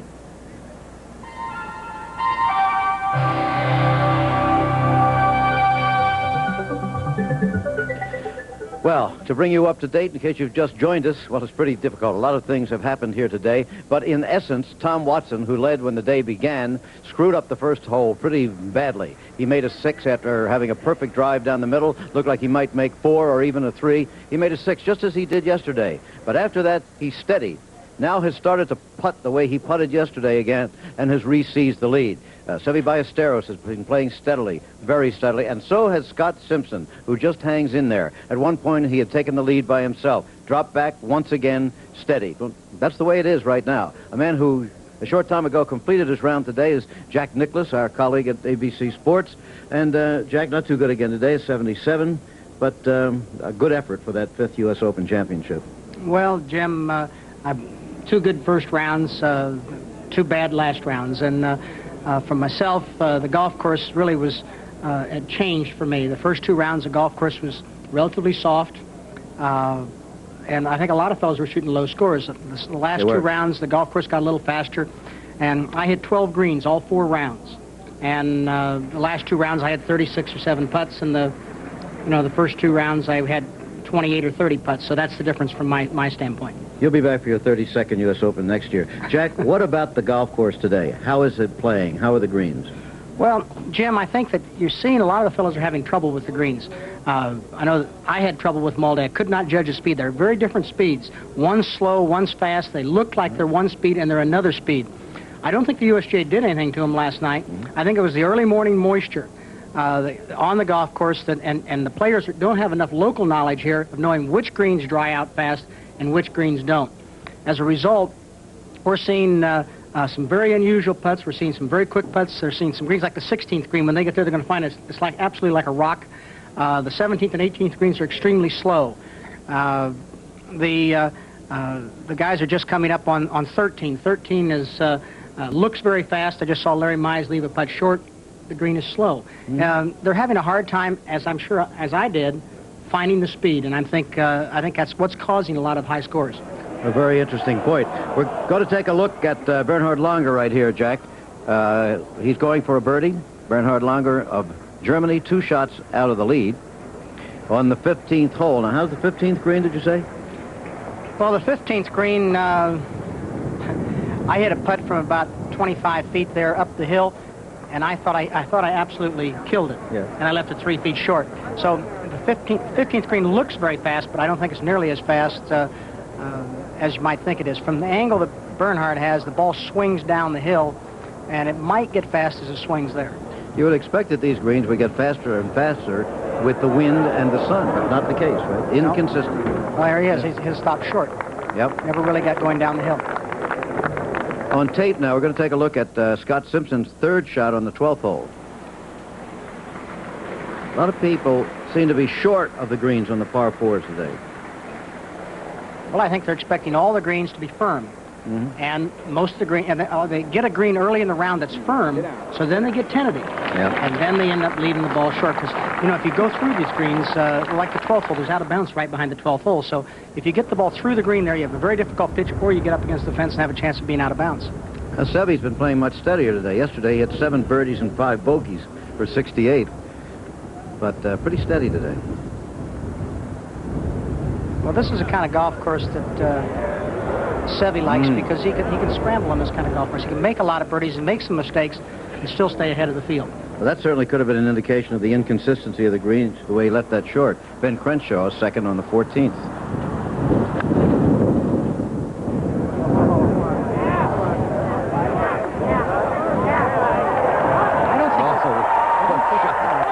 I don't think the inconsistency of the greens is caused by anything anybody's done, Jim. I understand. I think it's an old golf course, and you just have to, and people don't have enough local knowledge, or we don't have enough local knowledge. It's been 21 years since there's been a golf tournament here, of knowing what part of the golf course dries out and what part stays soft, and it's giving the guys fits.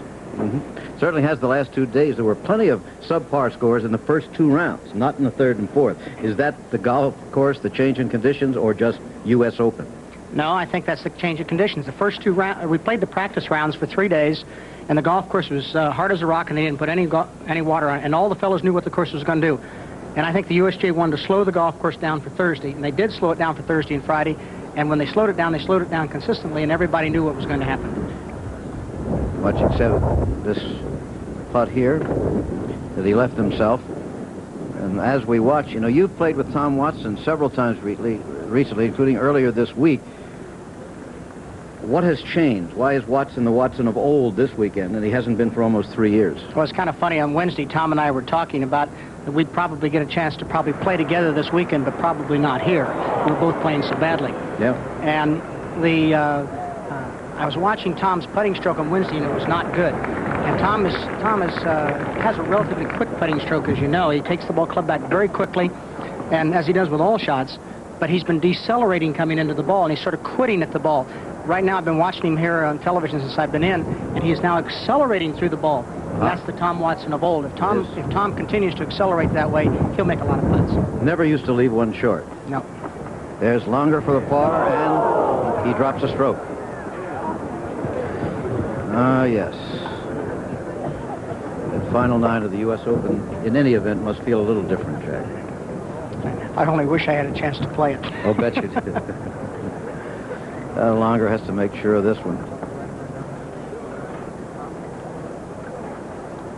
Cross-handed putting on this one.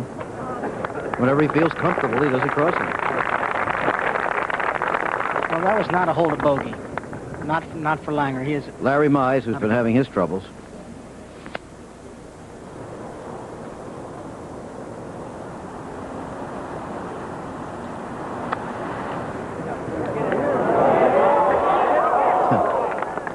Every time he chips now, people expect it might go in the hole.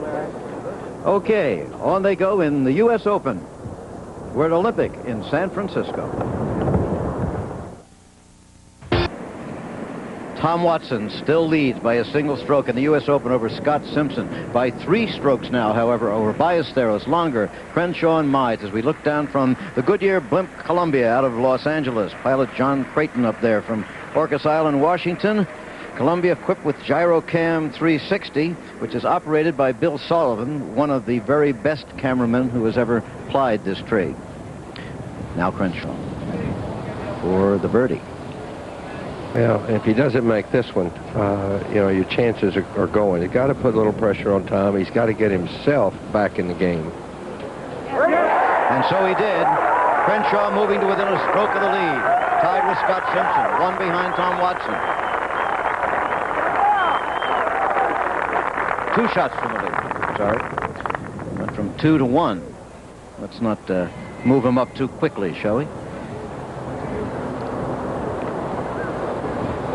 This for 5 here. This for a bogey. This is for a bogey. Because he pitched it by the hole and he had to put ahead of Ben. Yep. So Mize dropping down. This to go to 3 over par and 4 out of the lead. A little late for that. The number of them that got close, you know, and Ballesteros makes 2 bogeys in a row, and Ben made 2 bogeys in a row, and now Mize has this one for a bogey. Meanwhile, sorry, but the leader has a problem at 12, Tom Watson. Rossi, what caused him to get over there? He played a beautiful shot right there. Yes. Coming down the hill toward Lake Merced, very quick. And he had to hit it hard enough to get it out of the rough. He didn't have a great lie, but he didn't have a real bad one either. If he'd had a bad one, then he'd have really had a hard shot. Okay. Mize made the bogey, by the way.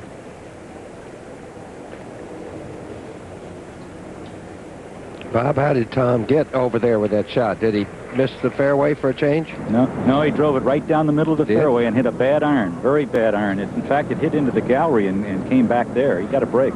Something like the one he had on the first hole, maybe, huh? A little, yes. on 18, that's on 50. The waters of Lake Merced in the background has Ben Crenshaw. Prepares to tee off on par 3. I want to ask Jack Nicklaus, maybe what club would Ben be using here, do you think, Jack? Or what club did you use people may be more interested in? Well, I hit a 7-iron, Dave, and I think it's probably the right club. If you hit an 8-iron, the wind's coming from the right. I don't believe you can bring it in over that bunker right to left. I think you need to cut the ball to get it anywhere around the hole, and I think 7-iron's the right club. Is the wind particularly difficult to judge today, Jack, or is it consistent? Well, the wind's a little stronger today, and I think it's probably a little bit more out of the north than it has been, which means that it's down his back a little bit and right to left on the 15th hole. However, there's a funny little situation there that happens between the trees. The wind sort of swirls and sometimes will catch a little pocket there and come back at you on that hole. And seen several shots get knocked down there and end up short.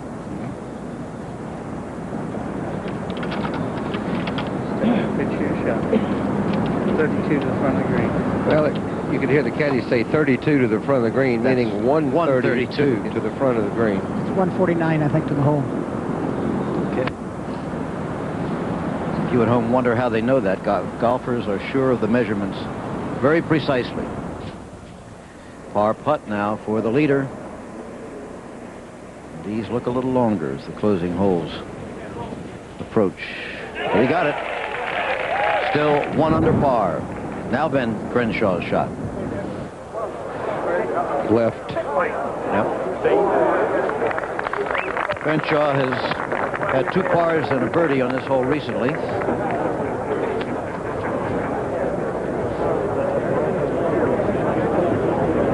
Judy, do you get a feeling of what the emotional state of these guys is in your group there? Well, I think the birdie on the last hole for Ben was really critical because after 2 bogeys in a row, he was just about to lose his momentum. And Larry certainly has to come back right away to have any chance. No question of that. The 4 thing shots is, out. they seem to have their problems on the holes that I would have thought might have afforded them birdie opportunities. Well, that's what makes this a hard golf course and a hard game. Get up. Kicked off the hillside there. Well, good break or not so good break? Yeah. I would say not so good, because if it kicked a little forward, it'd been a little closer. We have Lenny Clements, who is 3 over. 4 shots out of the lead. They're beginning to spread out a little bit now. It's Watson by that 1 over Scott Simpson, by 2 over Crenshaw. But then you get to 3 strokes over Longer and Ballesteros, 4 strokes over Strange and Jim Thorpe and Larry Mize and Clements and Clearwater. Well, with the exception of the 2 leaders, there's some backing up going on. Yep.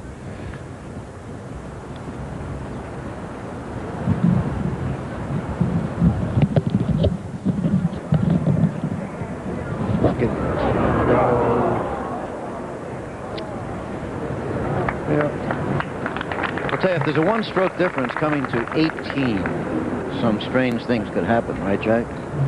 Well, that's what I thought early in the week. I felt like the 18th hole could be a hole where you could see a swing of 2 shots very easily. Yep. And that pin placement today is pretty tough. Tough to get it close. Simpson for a par.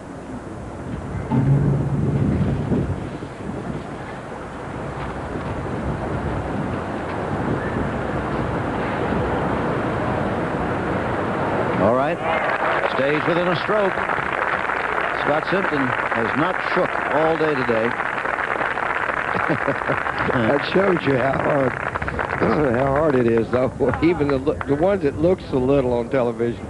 He's a very steady player. It seems like both Simpson and Watson are probably obviously playing the most steady golf. They're both just par, par, par, par right along the way. That's right.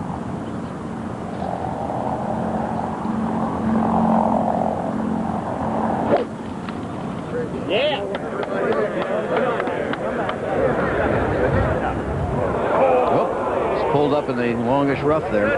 Someone said, yeah, but that's the beauty of that bunker, that little lip sticking up there. There's a little, about 5 yards distance there, just enough to throw you off. That might make some people mad, but it really sets up that hole very well.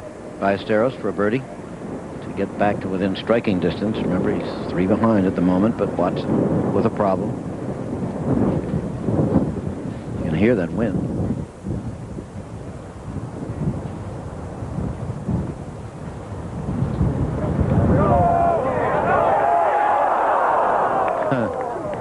Well, Vicente was blocking the hole, but you didn't have to see it. You could see by their body English what happened. Crenshaw. On the 15th. The last par 3 on the golf course. From here on, there's a long par 5, 609 yards, and then 2 difficult par 4s to finish with. 2 different holes, but both very difficult. Yep. All 3 holes. Look at this.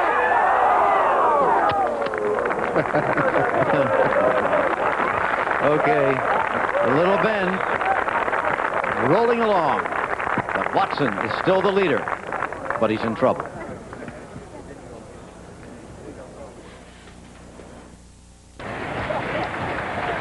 Welcome back to the final round of the United States Open Golf Championship. Bernard Langer at the 16th, the 609-yard par 5.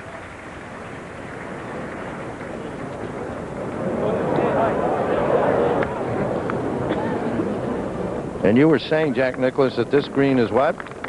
This green is like cement. Mm-hmm. All right, we go now to Ballesteros. 3 shots behind the leader at the 15th hole. He needs an ace, Jack. No. Looked pretty good for a minute, Dave. I'm sure he was pulling for it. 3 shots behind the leader. Playing with John Mahaffey. And this is the 13th.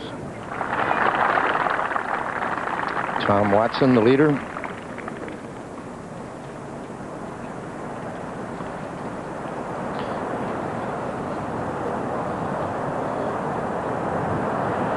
a 1-shot lead over Scott Simpson, and Scott just won't be shaken away. Jack, so much of what he can try to do here is dictated by his line. That's very firm there, Jack Nicklaus just told me. So this looks like an excellent golf shot. Well, that does separate the men from the boys, that one, doesn't it? I think that's where your nerves are tested as much as anywhere. I mean, you can talk about driving or putting or anything, but when you have a little delicate shot out of that tall, what we refer to as U.S. Open rough, play a shot like that, you're pretty much in control.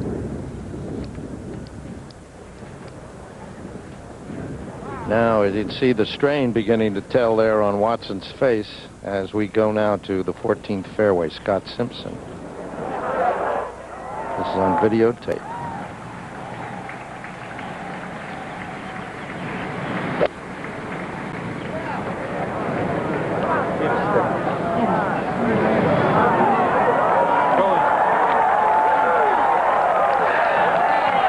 Well, the shot making's come back here.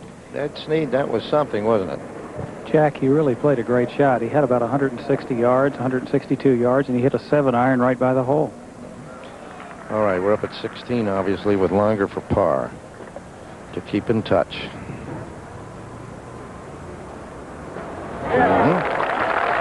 remains 3 shots behind as he goes to the dreaded 17th hole.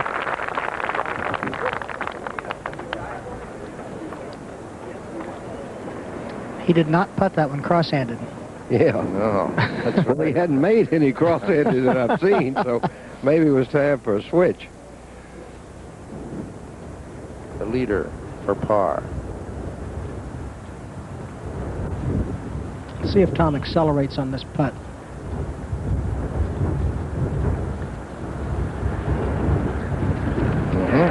Excellent.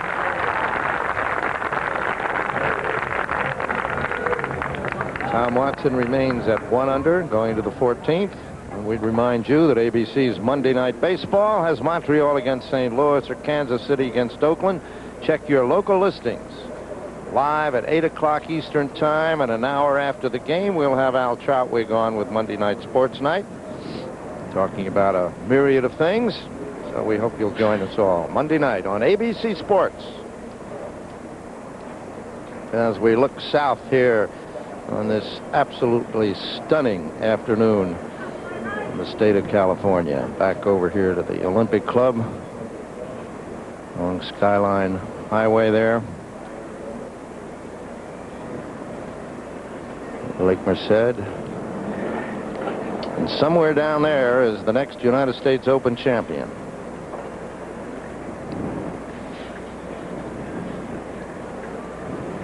That's 14 green you're looking at there, Jack.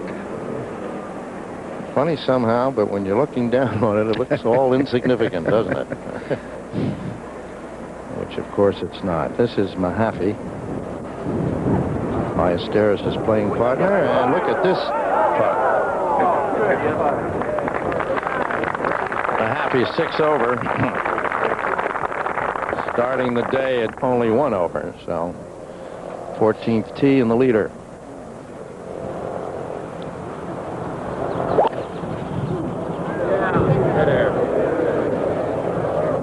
It's got to be a little left. He said stay there, so you know he was pulling for it to catch the fairway. Well, as Rosberg has been telling us, he's been driving it so well the last few holes. Tom hung a little bit on his left side on that swing. Ballesteros.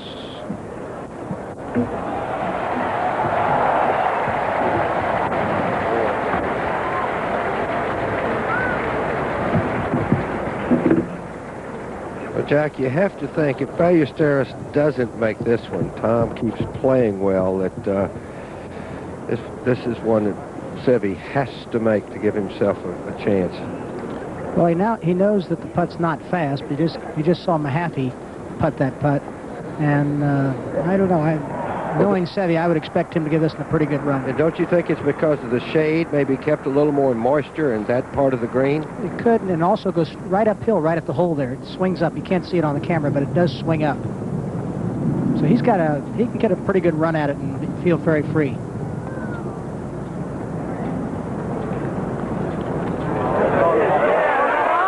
evening. He's made a lot of birdies.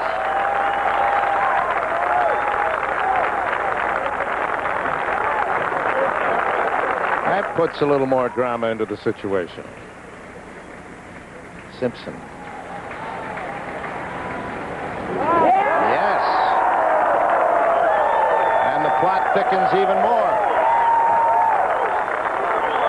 Co-leaders, Watson and Simpson.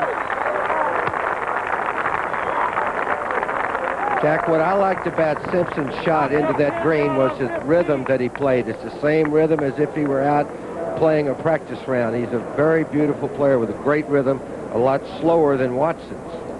Simpson is very consistent. He looks like he's almost standing still when he almost from a dead still position he starts. But he does the same thing every time. He's been a good solid player, and I've never really seen Scott shoot himself out of contention. Somebody might beat him, but I haven't seen him shoot himself out too often.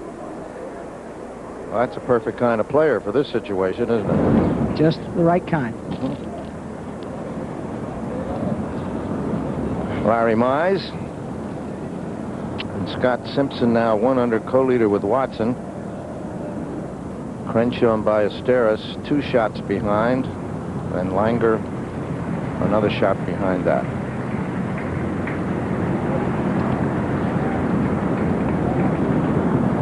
This will be a little harder shot for Simpson.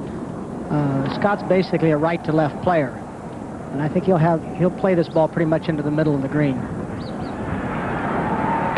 Which doesn't leave you a very long putt anyhow. No, the middle of the green is the place to hit it on this hole. You try to hit it at the hole, I think too many bad things can happen.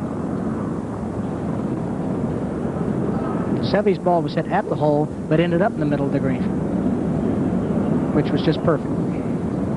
Jack, you pointed out that Scott Simpson is a very, very steady player. Scott is a type of player that doesn't put a lot of spin on the ball, and consequently, when he hits some shots a little bit offline, they don't go too far offline, as opposed to a player that hits the ball very hard and with a lot of spin. That is correct. He is very, very simple through the ball. There he is, right in the middle of the green. He doesn't lash at the ball at all, which results in not much spin.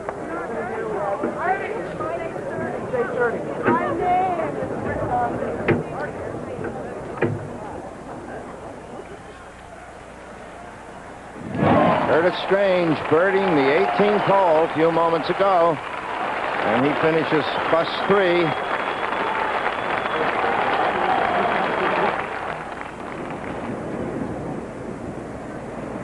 And they're awaiting the leaders now at the 18th.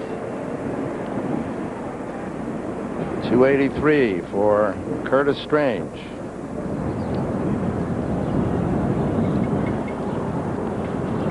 Lenny Clements. Stay there. Well, stay there or get down. Right up close to Scott Simpson. Now we have Crenshaw. Jackie has no chance to put the ball on the green. He's just going to play out, try to make a 5 another way. Well, that's what he did in the first round, Judy. Now we're with the leader, Rosberg. 140 yards with a pitching wedge.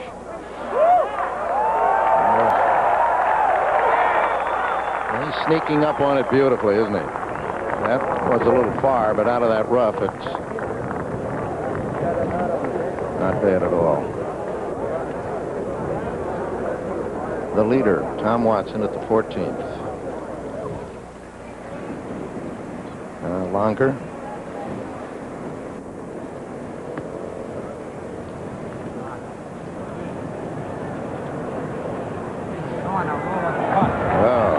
Good shot by Bernhard Langer a few moments ago. That was on videotape. So, situation now, Tom Watson and Scott Simpson, co-leaders at 1 under, and we'll be back with more from San Francisco in just a moment.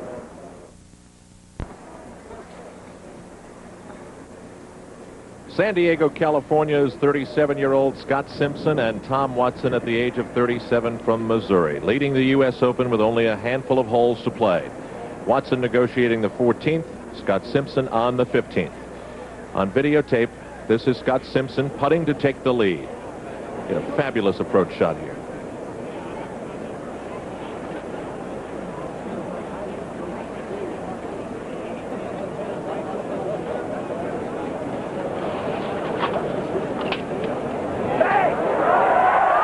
He has holded to take the lead in the U.S. Open. To Tom Watson live. 2 under par is Scott Simpson. Yes! Within seconds of each other, Scott Simpson and Tom Watson chase each other to 2 under par.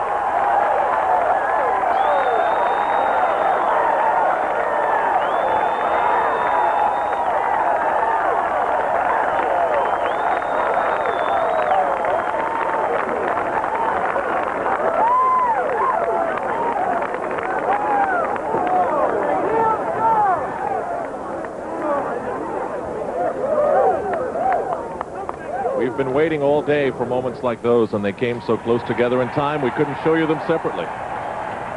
Meanwhile, on 17, Bernhard Langer, you know he heard those cheers at 2 over par. This putt will almost come back to him. It breaks so much. Is it? Yeah, he's putting, not putting cross-handed.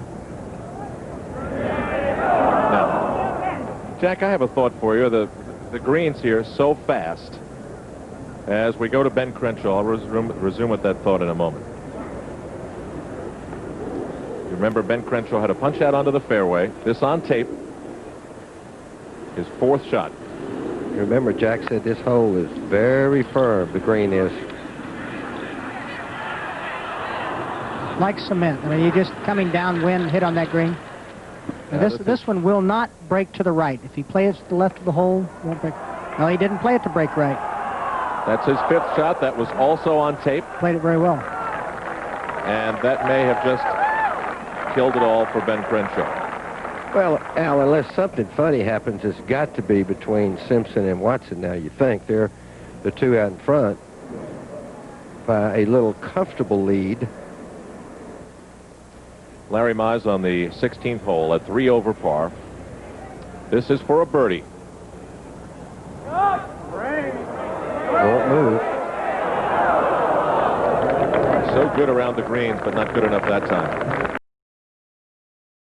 But Jack, what I wanted to ask you, and Dave too, the greens here are so fast, it's been a major topic of conversation. Look at the men who have been involved on the leaderboard. Watson, Mize, Langer, Crenshaw, Ballesteros. They've all won Masters. For Tom, it's even 2 of them, and Seve the same. Is there a connection there? Well, I think all these fellas are good fast green putters. I don't actually think that these greens are all that fast, Al. I think that the pitch of these greens are causing the speed of these greens. You notice that up the hill, fast greens are usually fast, and these up the hill are not fast. Tom Watson safely on off the tee. Now back to Scott Simpson. Remember, Scott Simpson and Tom Watson are tied at 2 under par. Al, if he can get 5-4-4, he would be in very good shape.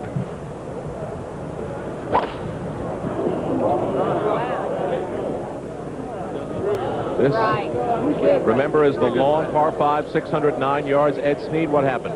Al, he's going to be all right. He did push it out into the right rough, about 10 yards into the rough, but he looks to be in a pretty good position. His ball's sitting cleanly.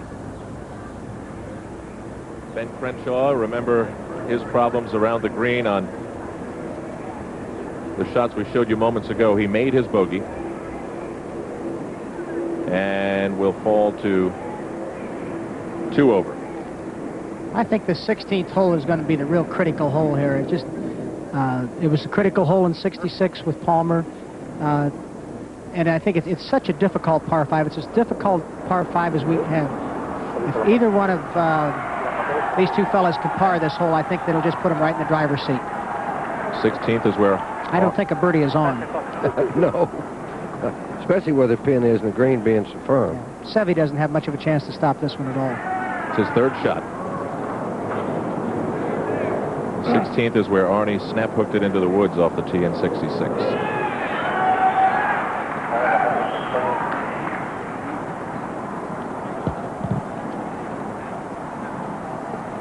That's what he's looking at. Right over that little grassy part there is the pin.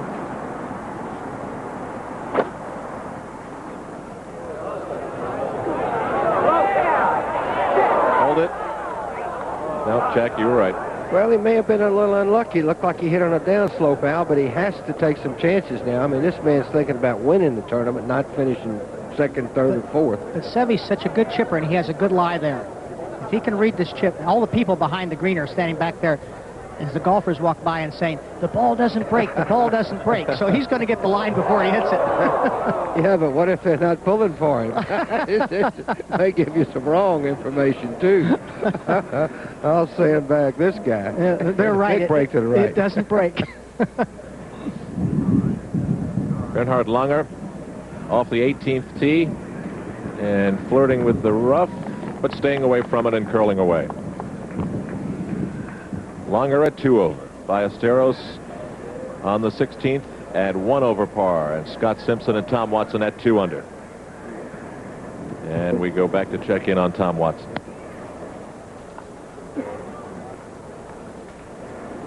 '15th green. This is a par 3. Jack, I don't know about you, but I always kind of hated to putt from the sunlight into the shade or vice versa. I think it's awfully difficult to read a green doing that. I mean, if you putt with shadows over your head or your ball, or even your body across the ball, I think it's very difficult. And putting from the sunlight into the shade is much more difficult than putting from the shade into the sunlight. Tom Watson's putting to take the lead in the U.S. Open, and that guy doesn't even know it.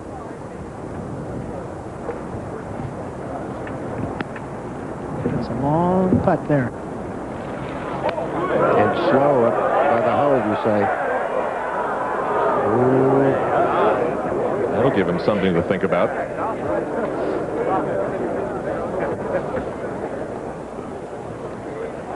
If you're going to leave yourself a putt, though, that was the putt to leave yourself.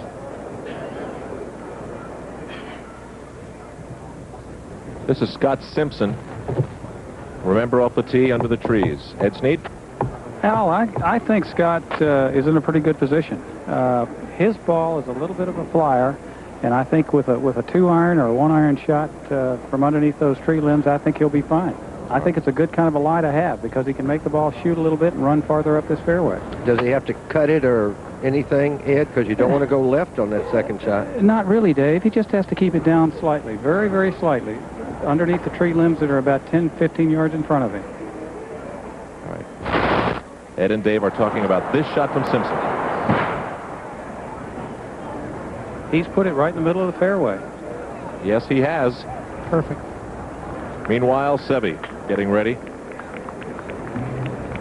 on the green of this hole.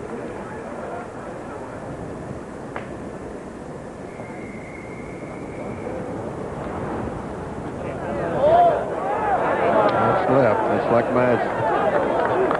They must not have told him. I told you. They're pulling for the 2 California boys.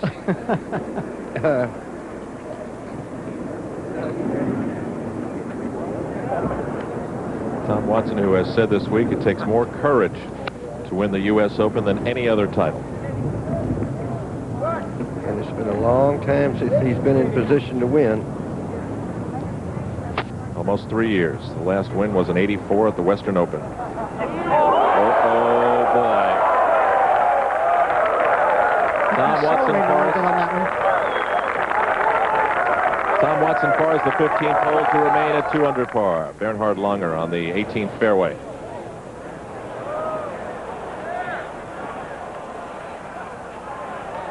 And a standing room only gallery has been waiting for him all day long.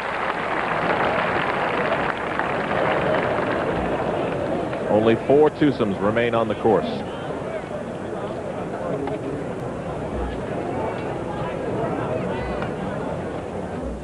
Tom Watson and Scott Simpson at 2 under par through 15. Seve on 16. Bernhard Langer on 18. Ben Crenshaw on 17. The 17th hole, which has played the toughest for all golfers through the 4 days of the U.S. Open. And still, Scott Simpson and Tom Watson have yet to get there. This is Larry Mize.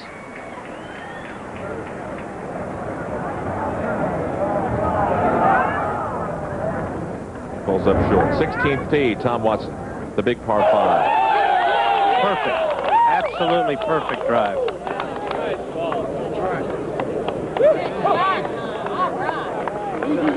Bob, is that as good as you've seen him drive in a while? I tell you, except for the 3-wood he hit at 14 when he hooked it, Dave, he has driven magnificently today. I think that's more cause of why he hasn't won, not his putting or anything. He's put so much pressure on his putting by bad driving. I think when you drive well, it works into the whole rest of your game. I think that you do everything better. The Spaniard Ballesteros for par with only 2 holes remaining. And he'll head to 17T at 1 over par.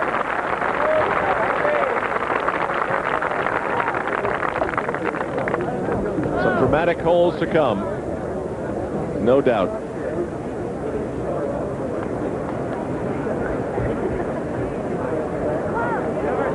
Scott Simpson on the 16th hole, his 3rd shot. Remember, under the trees and in the rough, off the tee, and a nice recovery in the middle of the fairway on the 2nd shot. Looking at his yardage book there, Al, Ed Sneed's out there, and he might tell us about his lie or length of the shot or any wind. He's looking around.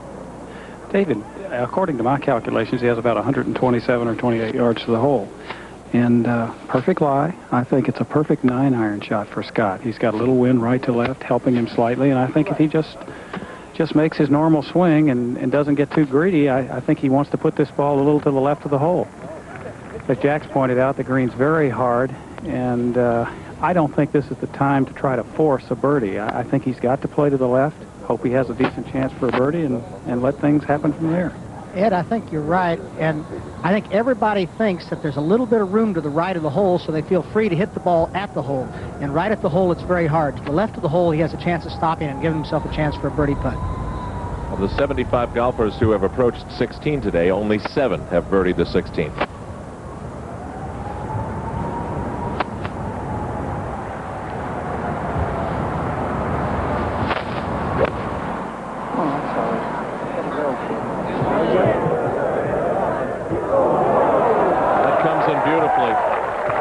Right on target again.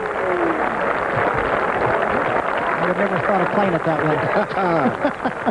way. He doesn't know how close he came to disaster there. Big smiles from the quiet man from San Diego, Scott Simpson. He knows what happened to it. On the 17th tee now, Seve Ballesteros begins the difficult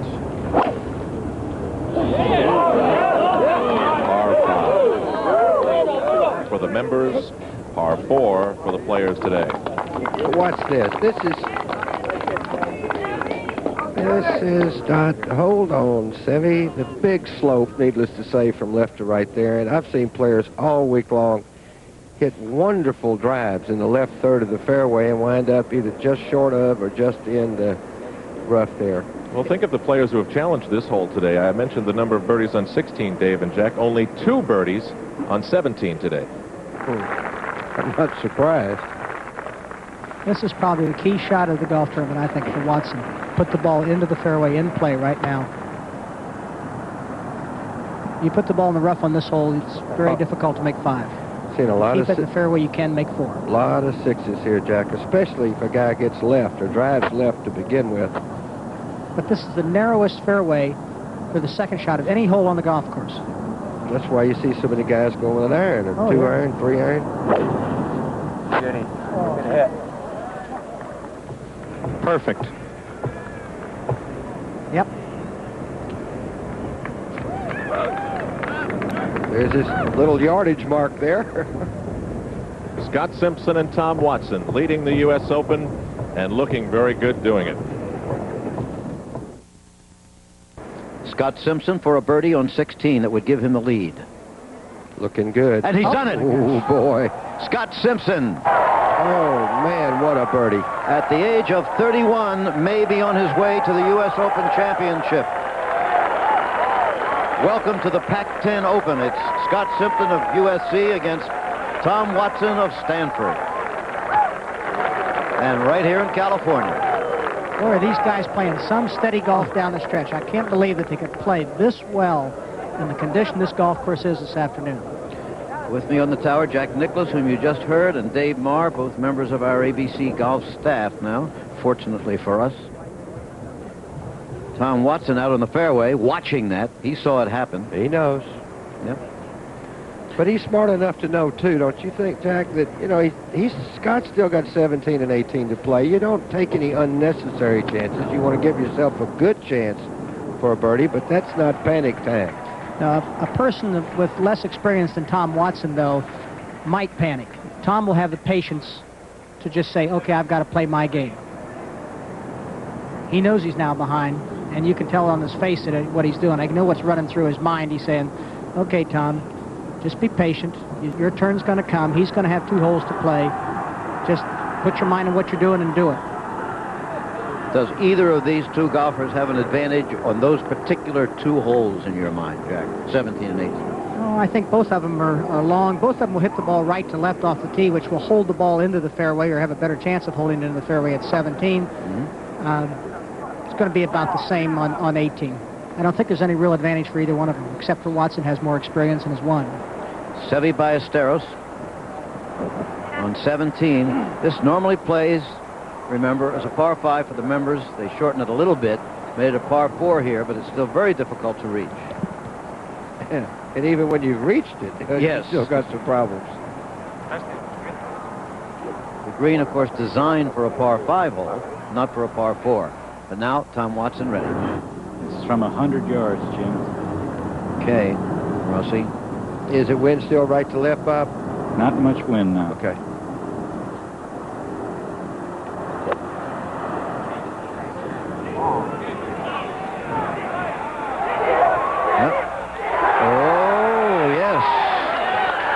That was as good as you could do when you landed on the green, right?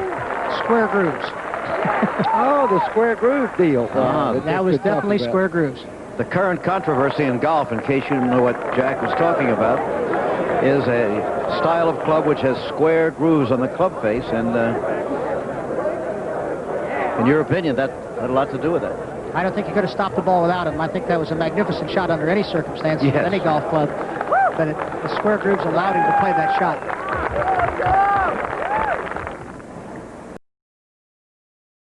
Now Simpson on the 17th tee, 428 yards. Remember, it tilts from left to right. So if it was a pinball machine, it would register tilt. Well, the way he's leaning, that may be a little bit to the right. He's played a nice draw, David, into the right center of the fairway. It looks like it might run to the rough. Well, we've seen that. That looks like a replay of 100th time. Yep. Right at the 250 mark, I believe. It's written in the grass there. We're going to have a message now from the United States Golf Association, which, of course, runs this championship.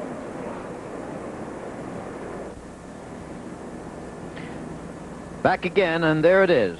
Scott Simpson by 1 stroke over Tom Watson. We're nearing the end. Now, this was the putt of Scott Simpson on the 14th hole.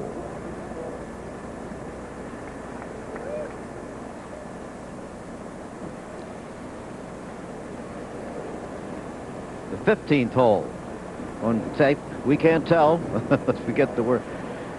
And Scott Simpson, by the way, birdied that hole all 4 rounds.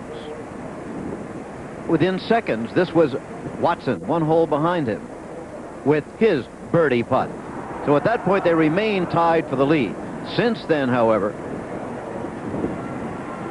now we're still at 16 on tape. This is the one that put Scott Simpson into the lead all by himself, and that's where he is now.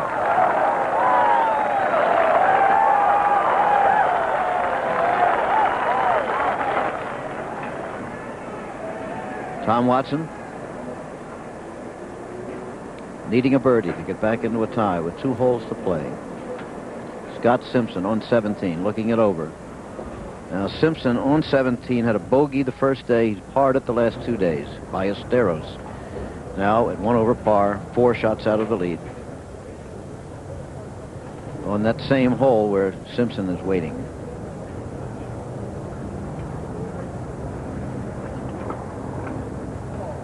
This ball really breaks, and it should be really fast, but I think most of the fellas have been leaving it actually a little bit short.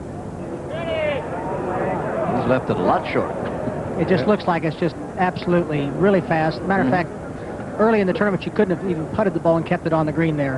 And I don't know whether it didn't look like they even cut the 17th and 18th greens today, so it was very, obviously very slow. Well, they may have done that to try to take away some of the severe slope and speed that you get. Well, I think it was probably the right thing to do, but I'm very surprised that the pin was in that position. Now the putt to tie for the lead.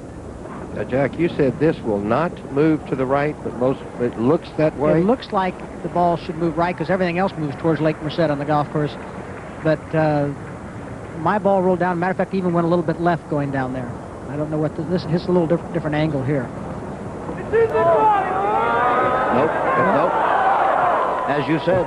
Stayed straight and went left just past the hole. Yep. So Watson will have to do it if he's going to do it on the final 2 holes. And remember, they are extremely interesting holes. The 17th, long, difficult to get there, difficult green. 18, short par 4, but an absolutely fascinating green. Or maddening, depending on your viewpoint.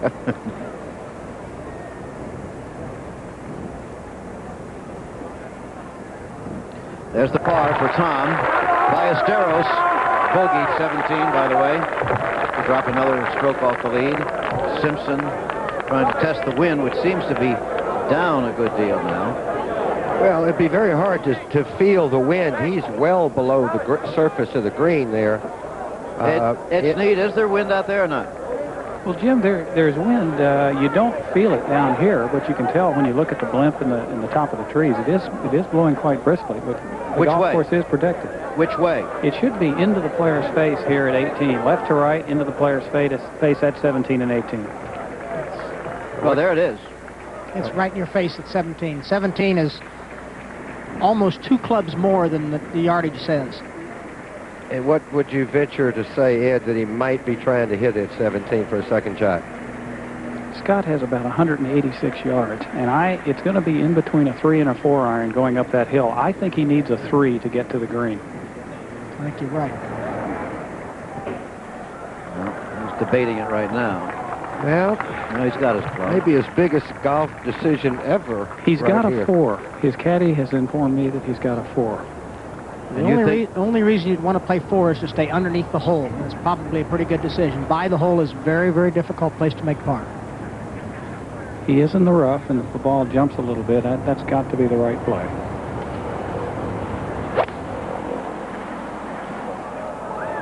He's hit it to the left. And into the bunker. Now, what's the problem from there, Jack?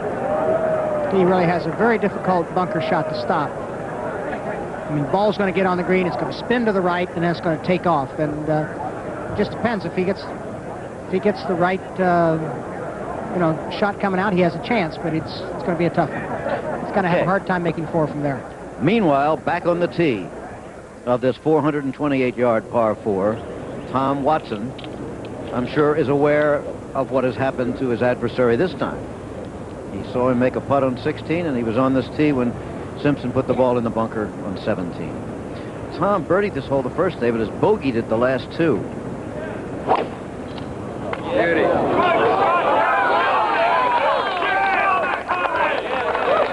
Now, let's see how far down this is going to come. There it is again. Almost impossible to hold the fairway, although he's done it. He's done it. Yeah, he was well up on the left. That perfect tee shot. Yep. A little slow motion, Dave. Would you like that? You want to do this, Jack? Let's do your slow motion analysis here. Tom Watson's swing. Okay. Well, he is getting off his left side nicely. He's got nice extension back. Head's in a nice position. Got a big full turn. I've noticed Tom's made better turn this week than than he's been making. You notice he started to lean to the left side very quickly, and it keeps him to the inside, but his head's remained back. And his head's remained back through the hitting area. Tom is about as good a position I've seen him in a long time. And that's why he's where he is right now, just one stroke out of the lead in the U.S. Open. Yeah, he's playing with so much confidence. That's terrific. It's great to see a guy come back and play with that kind of confidence. Yeah. From the Goodyear Blimp, the 17th hole, as the gallery all now is gathered around 17 and 18. Attendance limited to 25,000. And all the tickets were sold before they were actually printed. That was last summer. There's the Goodyear Blimp, Columbia, having a pleasant afternoon up there, I should think. Billy Sullivan on camera. Well, here they are. Mano a mano. Watson on the left, Simpson on the right. Watson in perfect position on the fairway. Simpson in the bunker. As Jack Nicklaus indicated, it's going to be tough to stop this near the hole. It'll tend to run past. It'll spin to the right. Spin to the too, right, which will help it down the slope. Yeah. And as it spins to the right, it picks up the speed going down the slope. Now, of course, he knows that. I mean, they've played practice rounds, and I'm sure he's been in this bunker in a practice round to play this shot, just to see what kind of sand is there and what the slope of the green is. They've done a marvelous job with the bunkers this week. The sand has been very, very consistent. That is a good bunker shot. That is beautiful. Great bunker shot. Slow down. Well, leave yourself with an uphill putt, which is the only putt that he can really have a chance to make. Simpson not shaking, even though this man has far more experience in major championships. Scott Simpson's been waiting his turn for a good while. This might be a good thing for people at home, how to play a bunker shot there. He's got the club back, but the main thing is he follows through. So often you see people try to play a bunker shot by just seeing how much sand they can move out of the bunker. Just take it and hit behind it a couple of inches and be sure that you follow through. How hard would you throw it underhanded to throw it to the hole? This is not a man without accomplishments, Scott Simpson, twice NCAA collegiate champion. He was a member of the Walker Cup team as an amateur. He's won a couple of times out on tour, close many times, well up there most of the time. Last year made over $200,000 on the tour. By the way, I don't think in 4 days here we've mentioned the money. First prize, $150,000. Gives you an idea of what you think about here. It's the importance of the occasion. Seve on the 18th fairway now, 2 over par, 5 shots out of the lead, but he's in third place all by himself. He needs a par to hold on to that solo third position. Here's a preview look at 17, small, narrow green.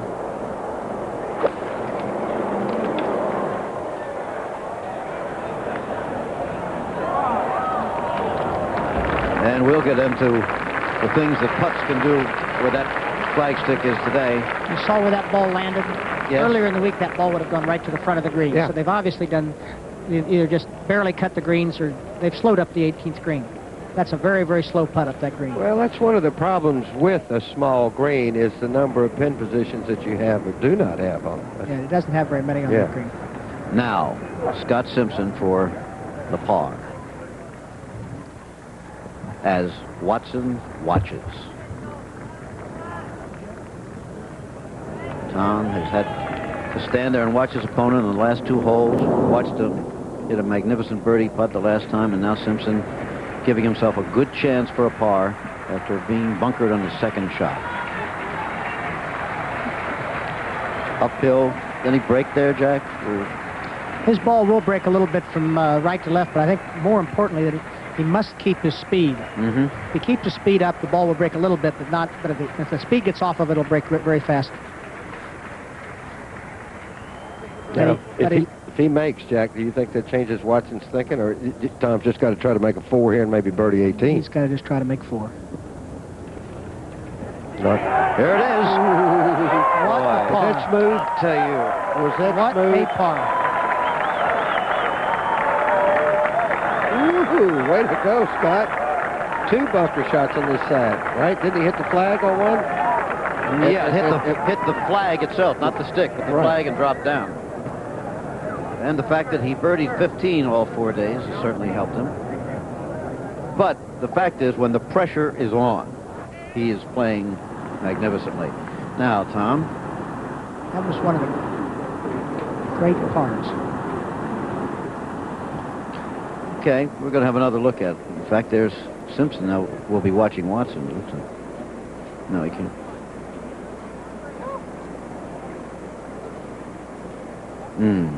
Center of the hole. Oh, yes, that was...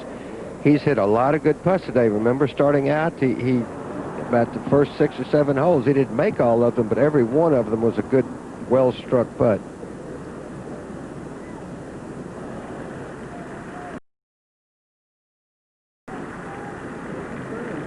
He's waiting for his playing partner to finish up. Okay, Seve can't really improve his position with this putt, but the crowd gathered around here would like very much to see the man from Spain finish up well. And let's see what this putt does.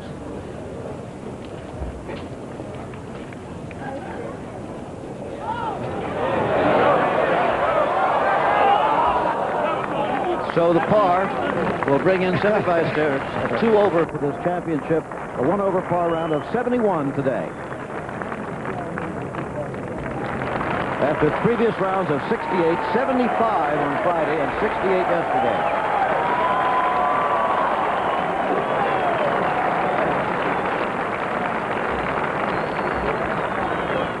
So the 75 on Friday was costly to Seve in the end. Well, it may have been those bogeys he made at the back nine today. If he could have put a little more pressure on from in front, maybe, if yes, it could have been. If wishes were horses and all that sort of... We've all got a lot of those, David. Oh, yes. Okay, now he has to make 4. 175 yards. Bob Rosberg on the fairway reporting 175 yards. Where is it? Oh, great shot. Yep. That's the exact same putt that I had. It looks like it's really fast. The exact same putt that Seve had. And Seve thought it was fast. Let's just see if Tom thinks better than Seve I did. Well, there's Scott Simpson's hit on 18, his tee shot, 343-yard par 4. Right down the middle. Poured sweet and clear, Jim. The issue's up for grabs, and we'll return with more golf action after this message and a word from our local stations. Scott Simpson in the lower right of your screen. Tom Watson in the upper left, battling for the U.S. Open Championship. Simpson the leader as he plays the 18th hole. Watson with a very difficult putt on 17 that we'll be discussing in a minute when he gets ready to play it. Simpson, as you see, on the fairway, good shape, tying his shoelace, even at such moments. He is calm. I mean, here he is, his 9th year on tour. He's won just 2 tournaments. He's been a good money maker on tour. Think of all the hours he's practiced, and started in golf by his father, who's a very good player. I know if Mr. Simpson, you could have some big Father's Day here in just a little while. Scott himself a father. He has a little girl, Brea Yoshika, and a son, Sean, spelled the correct way, S-E-A-N. This is at 17 now. This is back at 18. Yep. Okay, to the small green. Ed, how long a shot is this? 127 yards, David, and I think he'll play a 9-iron. I don't think he can get it to the hole, but I don't think he should try to. He's just got to try to put it right in the middle of the green, short of the hole. Oh, what a shot. Well, pulled up. One more bounce, it would have been a heck of a shot. Is that the right place to be, Jack? If it is, that's right where I was, and although I didn't put it very well from there, but that's exactly right underneath the hole. Maybe it breaks right to left about a foot to 18 inches, and he's the place to be if you want to make 4. Well, the point is to be below the hole. Oh, yeah, absolutely. That's what Ed was pointing out, why he shouldn't or wouldn't hit enough club to get maybe past the hole. All right, his fellow competitor of the day, Lenny Clements. Clements 4 over now for the championship. Started the day even, till he had even par rounds of 70, 70, 70, but he needs a par for 74 today. Yeah, but it's a good tournament. I mean, he was really under pressure. He hasn't won a tournament before, and maybe he'll learn a lot from this today, especially playing with Scott. If Scott should happen to win, he sees how to win. You got to learn how to win out here, I think. I think that's the whole key. Once you learn how to win, it makes the next win a little bit easier. A lot of guys get out here and never win. They're great players when they're amateurs, but by gosh, until you win out here, you don't learn how. You have to learn to do it.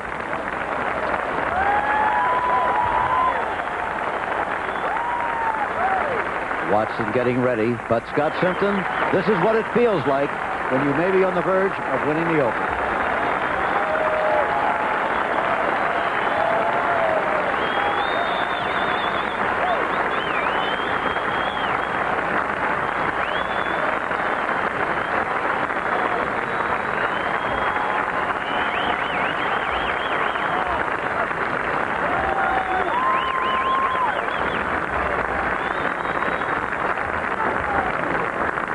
Look at that crowd. We had a telegram asking us to say hello to Johnny Farrell, the oldest living U.S. Open champion, on Father's Day. We're happy to do that, particularly since it's signed by Billy Farrell, his son. Not a surprise, since they were named the Golf Family of the Year this year by the Met Golf Writers. Okay, Tom. Now, Jack, you said you had just about this putt earlier, right? I had this putt, and it seemed Seve had about the same putt.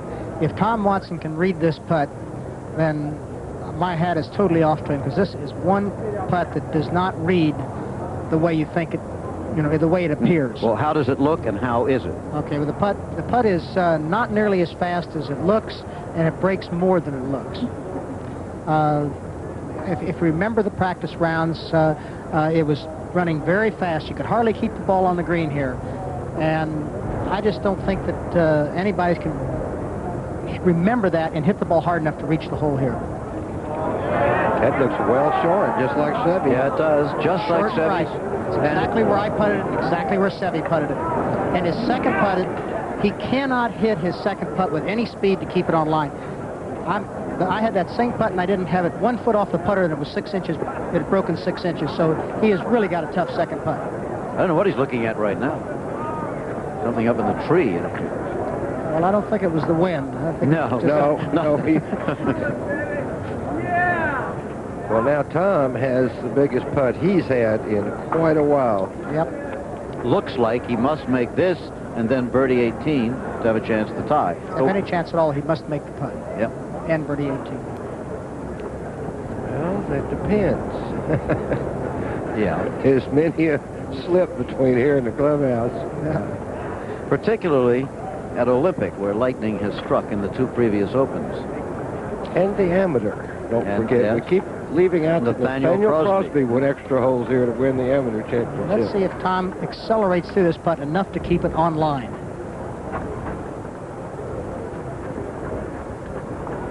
I want to tell you, huh? Fantastic putt. What a great putt. Making a Tom Watson fan out of it, huh? I'll tell you one thing. Tom and I have been good friends for a long time, but I've become a fan now, watching the way he's putting.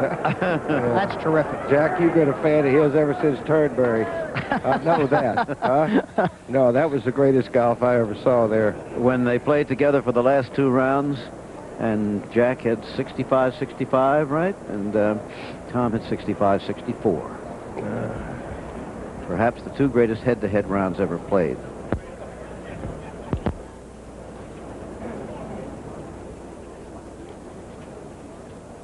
So Watson has kept his chances alive. Simpson now to get down in 2. If he put this in the hole, it would just about. Very, very slow. Mm-hmm. But you can't afford to be too aggressive. No, he's got to leave it. He's got to leave it underneath the hole. I don't think he can afford to try and make it. All right, well done. Right where you wanted it. Unless you made it, obviously. I mean, people give you all that jazz, but believe me, that's where you want it. Played it the smart way. He makes 4, puts the pressure on Watson. Jack, you're beginning to find it can be kind of exciting up here, too? I'm enjoying it up here. I think I'm having more fun here. I've never gotten into golf tournaments before in my life. You never miss a shot up here, Jack. No, I mean, it's really just wonderful. You never make any bogeys sitting up here. I forgot all about my own golf game up here. I'm excited watching these guys play. I might get interested in playing again. What you'll see up here, Jack, is the guys really do wonderful things. And, of course, you've done a bunch of them. But just like you said about that putt that Watson made, I mean, he may not have made a putt that big in his whole career, in a sense. What a great stroke at that point. And he misses that putt. He hit that ball with such speed that if he missed that putt, it was going off the green. And the ball, I mean, it may not have gone off the green, but it at least gone 6-8 feet by the hole. No question about it. Comes down to this now. Tom Watson on the 18th tee must make a birdie to tie and force a playoff at 18 holes tomorrow. Both times the Open's been held on this course before, there have been playoffs. In both of them, lesser-known players beat very, very famous players. Jack Fleck out of Davenport, Iowa, the driving range pro, defeating Ben Hogan. It looked like Hogan had won. And Billy Casper beating Arnold Palmer in a playoff after Palmer lost a 7-shot lead in the last 9. And now the lesser-known Scott Simpson leading the famous Tom Watson. I think he is waiting for him to putt out. Yeah. Scott only has a short putt, but that green is very bumpy right there. Don't often see that, a man way back on the tee of a par 4 hole waiting to watch the man on the green putt out. All right. Okay. Put it right in. So Scott Simpson, 277. Yep. Rounds are 71, 68, 70, and today, 68. 277 on this golf course. It looked like for a while 280 was going to be a score. But once again, there's only 2 men under par here, and that's what happened last time in 66 when Arnold and Billy tied. Right.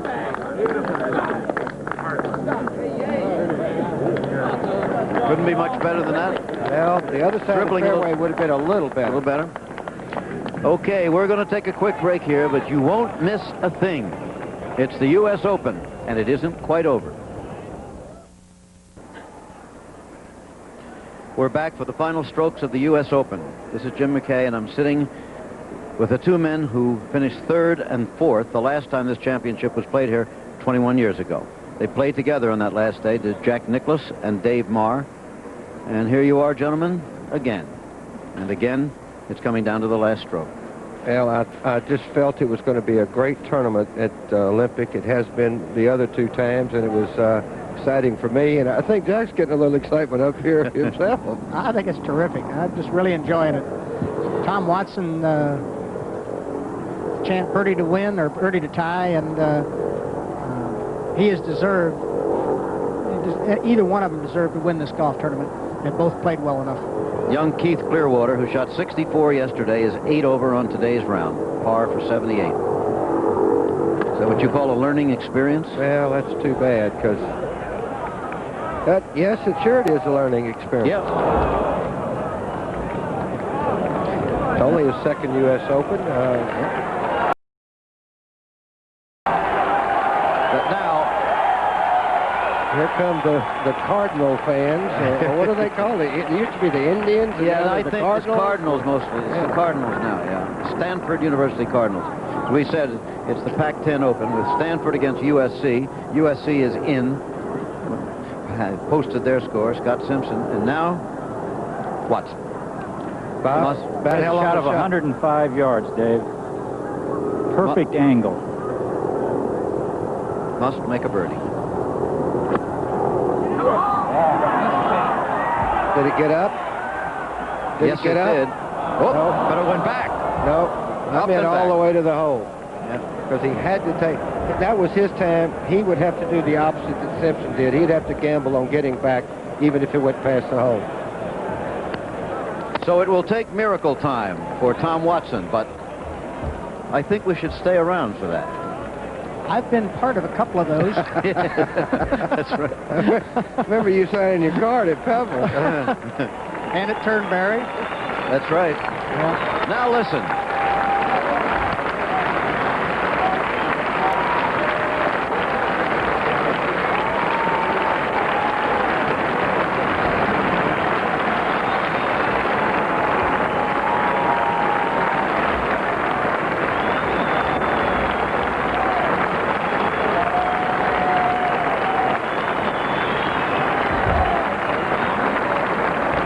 Of more than 25,000 gathered around the 18th green and fairway now.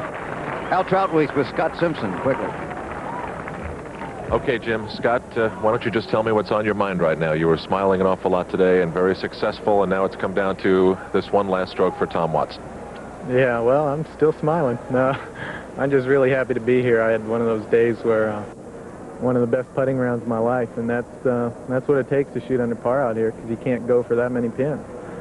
So I made a lot of really good putts, and I'm just really thankful to the Lord just to be here. Does one of the best putting rounds of your life make for one of the best days of your life? Definitely. You know, it would be a big thrill to win. Tom hasn't pulled out yet, but to win the U.S. Open, geez, I can't imagine anything better than that. This would be a dream come true for me. Well, you've had the dream of walking up the 18th fairway.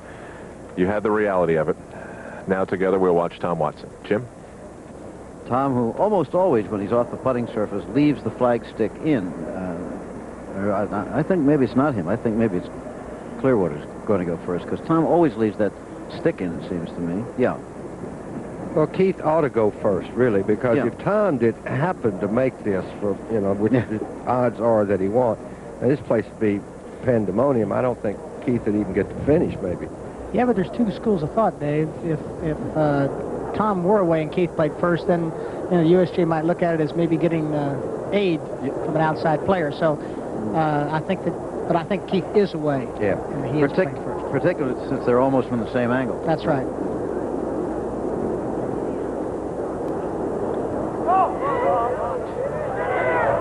So that Tom may have gotten a little information from that putt, which is okay, since the other guy was away. That's correct. But now, Keith Clearwater still has distinguished himself. A tough last round. You're going to hear a lot more from that young man. Oh, boy, he's a good-looking player.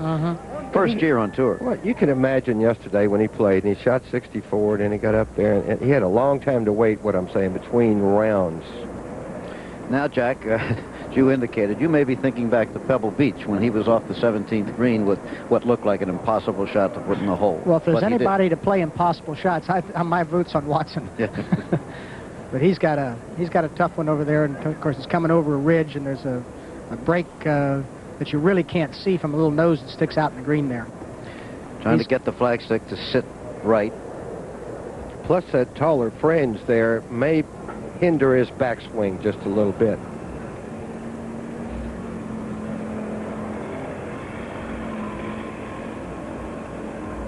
I don't think I've ever seen Tom take out the flagstick when he's off the green.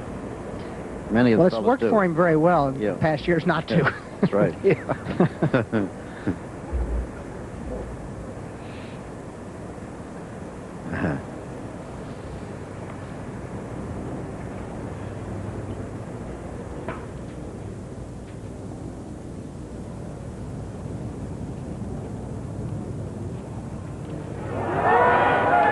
it. Hit it. Hit it. Oh, my gosh, what a great putt. 3 inches from a tie. It's over. Al Trautwig.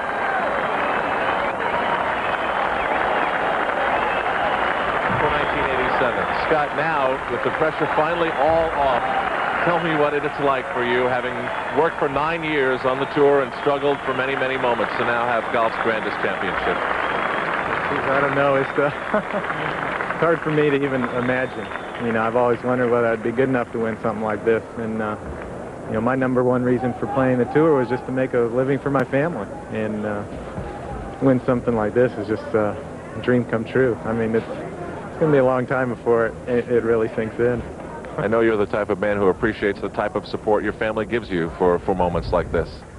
Yeah, I got my wife just over here somewhere, and be ready to give her a hug and a kiss, that's for sure.